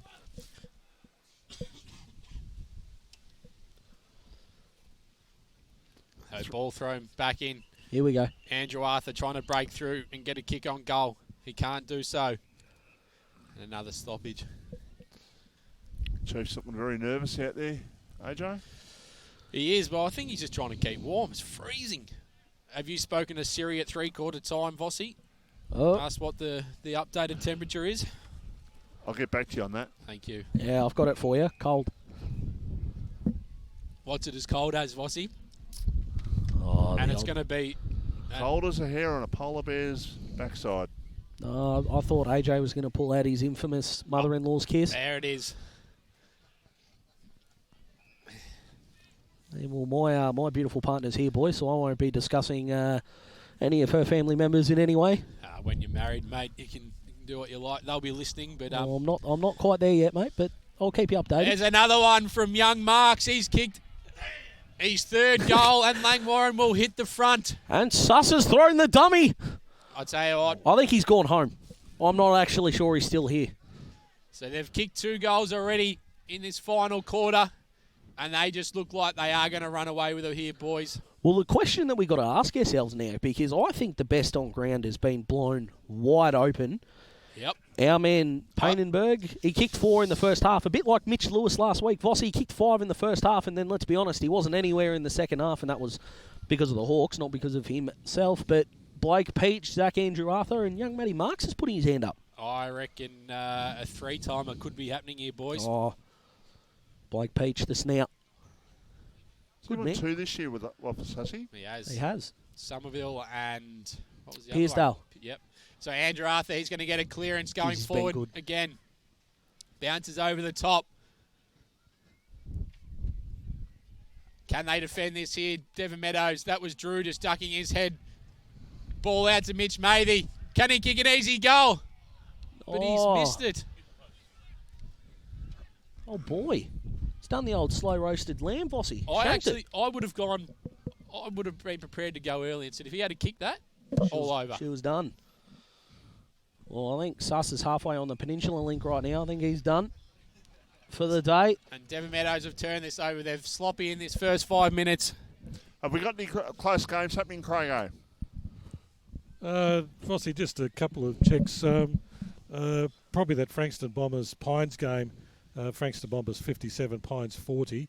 Frankston YCW have kicked away from Red Hill, and Bond Beach are well and truly in control over Sorrento. In DIV2, Piersdale are now 1 point in front of Grip Point, and that's probably the only really close game there at the moment. Mornington, Chelsea, and the other teams, Seaford and Kooringal, all in control of their games. So it sounds like a few of the Sorrento players are still trying to find the post. Yeah, there Can tell you in the AFL as well, boys, that Collingwood are back in front by 4 points over Adelaide, and Brisbane well and truly in control against the Giants. I tipped Adelaide in that game, so they'll need to lift. Short pass looking there for Murphy, who's got it for Devon Meadows. They can go inside attacking 50, but the ball will come to the back and be defended well there. A hand pass to Cuthbert, a hand pass backwards towards Golby, but he dropped it. 55 metres out from the Devon Meadows goal. They're going against the tide in the last quarter. This wind is strong. And, it's the surrounding areas are saying about 13 degrees, and I'm tipping it's about 3 at the moment, if it's that at all. It is freezing here at Langwarrin. That's a free kick for in the back, and an opportunity here for Devon Meadows, although an outside one, and I say that. A kick from 35 metres isn't guaranteed. And just in some breaking news, Suss has come back in something that can only be described as bandwagon behaviour. He's not sticking around for when they're struggling, but if this goes through, we might be able to hear the great man. He's got a split personality there. He's got a good and the evil, Suss. You'd thought he dropped 500 on a membership on Devon Meadows. Who has the shot? He puts it through. That's a great finish. And Devon Meadows are back in front by a point here at Lloyd Park. 54-53, Premier Traditional Home scoreboard. He only just made the distance, but boys, that's all he had to do. Hey, it's only got to clear by an inch, doesn't it? Fantastic finish. And again, the players that are first to the ball are getting rewarded. I've really enjoyed that aspect of the umpiring today. I think they've done a fantastic job in Judging they're in the backs, they're two highs. I think they've done a really, really good job in conditions that probably don't suit them as much as it doesn't suit the players. Oh, it doesn't suit anyone. Commentators, spectators, freezing. You got to thrive in these conditions, mate. No thriving in here. We've got other levels to go to. Smoley gets the hit out. Andrew Arthur's going to run onto it. He gets a quick kick going forward. Brandon White not able to take the mark, but he butters up with a handball. Jeez, he's looked clean off half back. He's turned the ball over. Standing out there is Churcher. They can take their time here, Langwarrin, because it's going to take extra disposals for Devon to clear. So they're going inside forward 50. It's over the back. Poulin has a shot at goal. He's gone through for a behind now. We had a draw 2 weeks ago, AJ. Could we have another one? Oh, we possibly could. I'm just trying to look at the Langwarrin bench at the moment, whether there's 4 or 5. So don't forget they'll get an extra player back on if they haven't entered already. And just a little point of note, 9 minutes to go in the Masters last week, the Raiders game. I called a draw and it ended up a draw. So this will be 3 in 3 weeks for me if that's the case. Yeah, look, that's exactly how I felt about that. That's exactly how I felt. You've hit the nail on the head there, AJ. I'll tell you what, the bobble double heads are made for you, Michael Voss. What was frustrating from a Devon Meadows point of view, and they probably should have been punished on that occasion, was they just allowed Langwarrin to have Smalls out the back of the contest. They keep doing that, they're going to give up this game pretty easily. Painenberg was actually probably unlucky not to get a free kick in my mind for being dragged down in that one, but they went just before they kicked that point I'm talking about. So it's 54 each. It's 10 minutes into the last quarter. How many goals are left in the game, boys, do we reckon? I still think 2 or 3 are left. I reckon 2. Yeah, I reckon. Too much agreement going on in this box, but I'm with you. There's a high kick towards the Just goal catch that. square. Can they get to the back? They are in front. Could be an important point. I still think even though Devon Meadows kicked that goal, that Langwarrin are obviously aided by the attacking nature of the wind, and their movement has been far superior today. Yeah, their time in forward half's been extraordinary, hasn't it? But 55 to 54 in favour of Langwarrin. They've got the win, but as we've seen, doesn't mean too much. There's a quick kick now. Big job here for Murphy. Needs to try and lock that ball down. He was up against 2. Did really well. He did okay, didn't he? But managed to squeeze the ball out towards defensive 50. Now the ball's going to come back in. A quick kick, but it's going to end up on the waiting arms of the player there in Charlie Meggs, who takes the mark at half back. Sean Herdman back on the ground, boys. Yeah, that's huge. I'm not understanding this going wide tactic. I really don't understand it with a 3-on-1, but when you've got a bloke that can take that, probably a good decision. Not sure it's the percentage play, though. That's an interesting kick. Oh, that was risky, but it's going to work. Blake Peach steps out. Is this going to go through? Yes, it is, Blake Peach. He is an absolute star, boys, and he stands up for Langwarrin Football Club. The snout is out. Isn't it, Vossi? He's been extraordinary. I reckon he's going to be a 3-timer, boys. I think he's starting to run out of room in his freezer for the meat, to be honest. But, geez, he's been good all day. I mean, around the contest. But I've been really impressed with his outside work. When we saw him against Pearsdale, he was just at the bottom of everything, feeding the ball out, setting up players into space. I've been really impressed with his work off the ball as well, and that's just rewards. Do you think he's been aided for the fact that they've got probably 4 or 5 midfielders out, that he's going to be able to play that outside role a bit more? Yeah, I think so. And it's, look, if he can add that string to his bow on a consistent basis, which it looks like he can given the quality of opposition, I mean, it's just another weapon for finals, isn't it? But he had 25 handballs last week. I don't reckon he's had 15 today. He's kicked the ball a lot. I'm going to raise None the better point. than that. I'm going to raise the point again, boys. They get 8 players back probably. Are we seeing anyone going close? Ask me that question at the end of the game, but you know my answer. Well, then why do we have to wait? Because they've won the game and it's disrespecting Devon Meadows. Okay, interesting. So what I'm hearing, Vossi, is you want to keep those splinters in the freckle. That's what I'm hearing. Geez, this game could be over with this. That's a fantastic finish. Blake Pullen. He's been good today. He has. So the hammy. Langwarrin go further ahead. We're not trying to disrespect Devon Meadows in any way, Vossi. No, not so at all. It's not. They need to know that. But when you got the caliber of Mark Bagley, Chad Mulvogue, Hamill, You've got, who else? You've got Billy Dormer. Rolfe, Dormer, Norton. Don't forget they get one of the best ruckmen in the comp back. Yeah, they got some super quality, but look, other sides are trying to chase them. Devon Meadows have had their opportunity today, but it looks like there's still 10 minutes to go in this game, but it does look like it's probably going to come up short, but you just never know. Josh Bateman as well. You're doing a bit of Brian Taylor hoping rather than calling it, Vossi. Oh. So Langwarrin have gone inside forward 50 once again. Not able to take the mark there, and they're going to wrap this up. If you want to know biased commentary, look at BT's effort last night with JB. Then the last quarter, calling St Kilda 50 points behind a chance to win. They were biased like you would. There's your problem. You listen to Brian Taylor commentate. So, well, I'm down at the pub watching the game, and the sound happened to be on. Alrighty. I would ask for it to be off. Alrighty. All right. AJ's gone bang. Alrighty. Yeah, it's fair to say. Yeah, if commentators were a stock market, you'd be selling BT. That's what I'm hearing. I like his stuff, the roaming BT, but I just think he might get a bit carried away sometimes. So the ball bouncing around, a quick clearing kick from Devon Meadows. They were going out in the way of Murphy. Battles there. He's been pretty good for Devon once again. He goes by hand. Koo. It's been good, Ryan Koo. Yeah, he has. Canal. He goes long, but standing all alone. But he's just dropped it. Is the player in Longley. Stop letting tall blokes do that. Will this be costly for Langwarrin? It doesn't look like so. Mathy just steps through. Oh. Golby tries to go by hand, but he's has to be dispossessed himself. Oh. The umpire was going to pay that, boys. Yeah, I think he was. It was a bit like Vossi had splinters. They're out. Ball's over the top. Van Bromley. Look where it goes, out the back. So can Payenborg run on and maybe kick his fifth? He's going to look inboard. But he's found Devon Meadows, not one of his teammates. Oh, no one there. I like the idea, but if there's no one there, have a shot, son. Free kick going the way of Riley Thorpe for too high.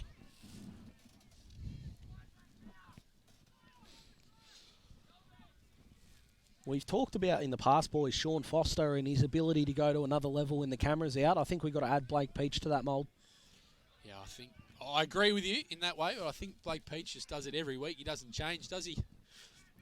He's one of those guys, same as Zach Andrew Arthur. Doesn't matter if the camera's on or off. That's a good point, but geez, he's been extraordinary. So Plumridge, he turns around. Ball just bouncing around. Will it trickle out? Koo keeps it in. But he's taken out. And we'll get a throw in right in front of the temporary, let's say, standing position for the Langwarrin supporters. And let's be honest, it's not like Devon haven't had winners of their own, of course. We know Nick Battle's been good. I think Justin Kiss has had some really, really good moments, boys. I don't think they're going to walk away from they're going to walk away disappointed, but I don't think they're going to walk away with very little answers. I think they've been good for a good period of time. We're just looking at an extraordinarily good football team. I think they'll be happy with their output in the game, Mate. but to be honest, this was probably the opposition's best opportunity to take down the juggernaut in Langwarrin. Yeah, they just didn't get a score on the board in that first quarter, did they? But for the rest of the contest, they've been pretty good, led by Nick Battle. So ball goes up, Brandon White. He's taking the mark. He's had a better second half, too. He's come into it, definitely. Can he find Joel Hillis? He pushes off his opponent, and he can. There's another stray footy on the field, boys. Oh, is he? Oh, no, he's kicked it. So Devon Meadows have kicked the goal. Hello. They move on to 9-6-60. Langy, 10-7. Oh, boy. So 17 minutes gone on the Premier Traditional Home scoreboard. What have we got, about 7 minutes to go, boys? About 24 minutes a quarter, you reckon? I think Suss has got the pom-poms just waiting on the front seat. Jeez, that's if they kick the next one, they're coming out. That's not a good sight, thinking about Suss and pom-poms and being a wow. cheerleader. I'll tell you what, he's a bit stiff because it takes a while to spell out Devon Meadows too.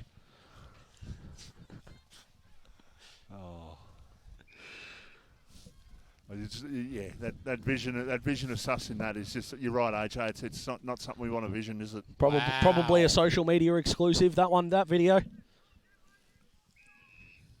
Oh, I hope it wouldn't get to social media. Just keep it in-house. Think it'd go viral on TikTok. Frank Gallagher dancing in southeastern Victoria. Be extraordinary. Oh, wow. He's not happy with me, so I'm in trouble. So Quick that's kick. all right.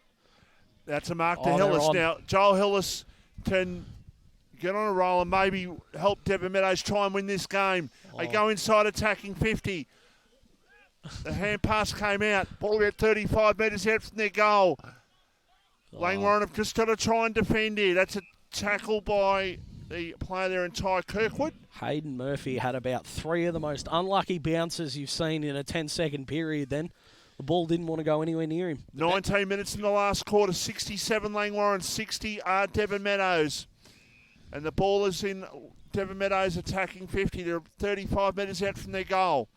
The best thing for Devon Meadows is that they've got nothing to lose, so they can just throw everything at Langwarrin here. Let it all hang out, and basically if they can get a goal here, then we would have a grandstand finish. Letting it all hang out. We're going back to sus cheerleading, aren't we? Goodness me. Oh, what? Back to that again. If you want to delve back into it, Dave, more than... I don't. If it makes anyone feel any better, I got no idea why I'm running with this material either, but it's here. It's not gonna be the longest quarter either, boys. I don't think we're gonna get to sort of 28, 29 minutes. So probably 24. Yeah, well, I was in more of the 26, 27 department, but I think the worst thing for Devon Meadows right now would be a point. Now, if the quick kick comes out here... There's no one on the goal line, Vossi. Well, if the kick comes out Langwarrin's way, Charlie Meggs is away. If it comes out the other way, the ball could bounce through for Devon Meadows, but it comes out Langwarrin's way and they go out towards the boundary, and that's fine for them. We are just about to hit time on in the last quarter. And great sponsors they are. Bendigo Bank. We appreciate their support. That's what we do. All our wonderful sponsors at RPPFM. You'll be handing out the Jones Lupino Best on Ground, Vossi. Have you been swayed into the Blake Peach debate, Vossi? Oh, he's been extremely good. That's not a yes or a no. Love it. All right, let's say if they win, I've been persuaded. He's been magnificent, in fact. Fantastic. I like it. I think Michael Voss has got a new nickname in Splinters. Splinters, absolutely. This man, when he's asked heads or tails, just tells you what currency the coin is. It's not helpful to anyone. Tails never fails, Daz. Oh, I was cricket captain for a while, mate, back in the day. Let me tell you, tails failed. I think I won 10 in a row one year. You wouldn't believe it. It was about 50% of the time. 10 tosses in a row I won. I didn't even know you played cricket, Vossi. Too many. Yeah, I just wish he'd talk about it. Geez, this ball hasn't moved for about a minute and a half. But as we know, boys, when there's a log jam in play, it's usually broken up by a free kick going Langwarrin's way. We underestimate this, but these conditions today are just so tough. The players have done a fantastic job getting as far as they are on the scoreboard, I reckon. Yeah, that's a very good point, Vossi. 67 to 60. And given how sort of far back Devon put themselves in that first quarter by not putting a score on the board, I think they've showed a lot of heart, a lot of grit in the last 3 quarters. So it's kind of what we spoke about before, isn't it? They'll come away with a lot of lessons learned, and I don't think they'll be intimidated by the moment if they do meet in a final. Or 2, potentially. Devon Meadows have got to play perfect football from here. They've got to try and get the ball forward. They've got to try and take a risk, but ball's going to come back in. Langwarrin's attacking 50. Here we go. Now high kick and a snap at goal it was. And through for a behind. You just got to wonder how long is it going to take them to get the ball up one end, or up the other end, I should say. 8 points is the margin, so it takes the draw out of the equation at the moment, boys. Yeah, it definitely does, Splinters. No wobbling for Michael Voss. Vossi wobbling, sus cheerleading this last quarter's gotten away from us. But it's been good to watch. So what can Devon Meadows do? They sense the urgency. They try and go straight down the middle, which isn't easy when you're going against a big galing wind. Yeah, that ball's nearly gone backwards. It virtually did. There's a quick kick back inside for Langwarrin. It's going to be paid a mark there to Brandon White. Well, if you're paying a mark, must have paid a free kick because they let the advantage go there. Kick out towards where the Devon Meadows interchange bench is. Now kick off the ground. And just keep forcing it forward. Keep forcing it forward, as Daz said. That the umpire's going to now throw it back into play. In fact, it's out in the full according to the boundary umpire. Maybe a toe poke there. Geez, that's extraordinarily unlucky. Matthews taking the free kick. We've played 23 and a half minutes in the last quarter. It's Langwarrin holding on to an 8-point lead. 68, Devon Meadows 60. The Premier Traditional Homes scoreboard. It's the Battery World of Mornington match of the day. I think we need to bring it up now, Vossi. There was a very loud participant in this box about 4 minutes ago that we haven't heard from. He's the great man back on the Peninsula Link. Where is he at? He's doing this. He's still. I hope he's not. Hope the viewers didn't get a good look at what's just transpired in this box, but this has been a fantastic performance by Langwarrin. Handball by Andrew Arthur, misses his target. Probably the first target he's missed in 2.5 quarters. The Meadows go out wide. Matthew standing in the way for Langwarrin. He goes in short, and he's found Matty Payenborg. So, Vossi, if he kicks his fifth, oh boy, is this going to swing him back that way? Oh no! Oh boy! You've read my mind, actually. Oh! You've read my mind. No, look, if he gets five, it's hard to argue, isn't it? But I think he's kicked 4 in the first quarter and a bit. So if we listen really quietly, boys, we can hear Blake Peach right now going, hit the post, hit the post. He wants the meat tray, but this man's been extraordinarily good.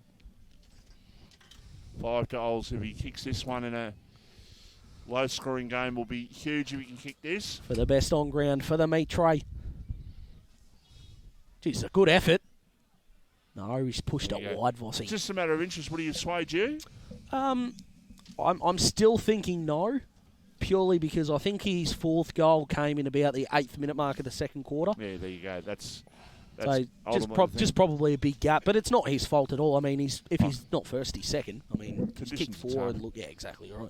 Conditions are tough, but as impressive as his overhead marking, as his goal kicking's been, I've been more impressed with his overhead marking and his body work in the air. So he'll come away from this a very solid second best on ground. Blake Peach extraordinary, and Zach Andrew Arthur probably makes up the podium, boys. 8 points the margin. Couldn't agree with you more, Daz. Loving your work. Fantastic. Gold splinters gave me nothing, and silence from AJ. Fantastic. Langwarrin. There's he. There's a big kick. Oh. I'll tell you what, Vossi. It's been an entertaining game in the box today. There's been a bit of banter flying around, a few jokes. I reckon we've got a new nickname for Daz. Yeah, what's that? Cuddles. Cuddles? Why? Because you want to cuddle after everything you say. Just some semblance of support, boys. That's all I'm looking for. So it's like sitting on a child's rocking chair at the moment. He's been a bit more demonstrative today with his partner outside of him. Oh, he has, yeah. Oh, you reckon I've gone to another level? I appreciate that, Vossi. We've got a couple of nicknames floating around this caravan. As Brandon White comes out of the defensive 50 for Devon. He looks up for Kirkwood, but he's not able to take that Golby. No chance I'm in the run for the meat tray today, Vossi, am I? Been good today. Oh, you've been fantastic, Daz. There's the support we're looking for. Old Cuddles is smiling again. Cuddles, splinters, and we need one for AJ. Let's be honest, this is a man that's quite happy dishing it out. We haven't got enough on him, I don't reckon, to give it back. But Langwarrin are about to go 14-0, boys, and geez, you'd be a brave man to back the field against them from here. I don't think you can back the field, Cuddles. He's happy with that. He's real happy with his own work in the corner there. He's AJ. Sus has gone the fat lady. He's singing. Oh, the pom-poms are back in the ute. Wow. Shattered. So quick clearing kick from Devon Meadows. It's just going to dribble out, and we'll get another throw in. Gentlemen Rye have hit the front against Seaford. Oh, wow. And Sorrento have come back against Bond Beach. It's a 4-point game at the moment. Oh. Wow. It's also a 5-point game, Pines and Frankston Bombers too. Oh, come on, the Cobras. Bombers just in front. So Herdman, he gets a clearing handball. I reckon he was dealt with after it. Just the Dev Meadows players not forgetting what happened. Very short in that memories. Third quarter. So he'll probably face a stint on the sidelines. So with this performance from Devon Meadows, boys, are you comfortable in saying that they'll be one of the the teams come the pointy end of the season? Are they firmly second in your mind now? Yeah, they're two. Bossy? Splinters? No. I said they were... He wrote them off. He said no finals 2 weeks ago, or a week ago. He's still got Mornington in the running, so... Next week's rent, Vossy. I'll keep an eye out for some properties. Oh, wow. Looks like you're going to be on the move. And there it is. Langwarrin win once again. And the 4 games they've got left, boys, Seaford, Mornington, Rye, Tyab. So they're going undefeated. Yeah, they can test their depth there, can't they? And that's no disrespect to those sides, but it would take something, well, extraordinary and at this point looking impossible to get over the line. But that was a really mature performance today. They stood up really well in the first 10 minutes and probably killed any momentum Devon Meadows would have been looking for in that first quarter, and then they went on with it. So a fantastic performance by Langwarrin and proof as to why they're the best team in the competition, Splinters. No worries, Cuddles. Yeah, no. Can tell you, gentlemen, I'll tell you what. It's a nickname-a-thon at the moment, but I can tell you that Brisbane Lions have beaten the Giants by 40 points, 15-9, That's not the to game. 9-5, 59, and Crows. Collingwood are hanging on against the Crows. No, that's not the one I'm looking for, Craig. Yeah, they're 5 points in front. Must be very close to final siren there. And just quickly in the locals, Chelsea over Tyab, Mornington over Somerville, very close to full. Crib Point, Pearsdale lead by 3 points at the moment. It's a 3-point game. Rye over Seaford at the moment. Karinga well and truly in front of Hastings. And those DIV2 scores for you very close to full time. We've got Mount Eliza running away with it over Rosebud.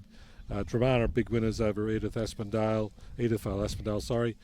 Frankston Bombers are now 8 points up on the Pines. Frankston YCW 57, Red Hill 45, and still a 4-point game at Sorrento. Bond Beach in front by 4 points. Now, boys, I'm just having a look at the screen now, and Blake Peach, he is celebrating like no other. He knows he's just won his third meet tray of the year. Look at him. He's just gone up to the big full forward going, thanks for shanking it, son. But I'm going home and putting on a feast. And so he should. And I reckon the under-18s boys have had a couple of sherbets. And a few boys here out the front here have just cleaned out JB Hi-Fi's speaker department. That thing's a brick. Playing a bit of Another One Bites the Dust. It's extraordinary. It's good music, though. Absolutely. There's a bit going on around at Langwarrin. This is good. But a good win for Langwarrin as well. I distinctly feel they put that on for our benefit there, but that's all right. I think so. Could someone get out to Jared Moore and tell him that if you're going to wear a thick jacket to actually put some pants on rather than just having shorts? It's an interesting move from Jared.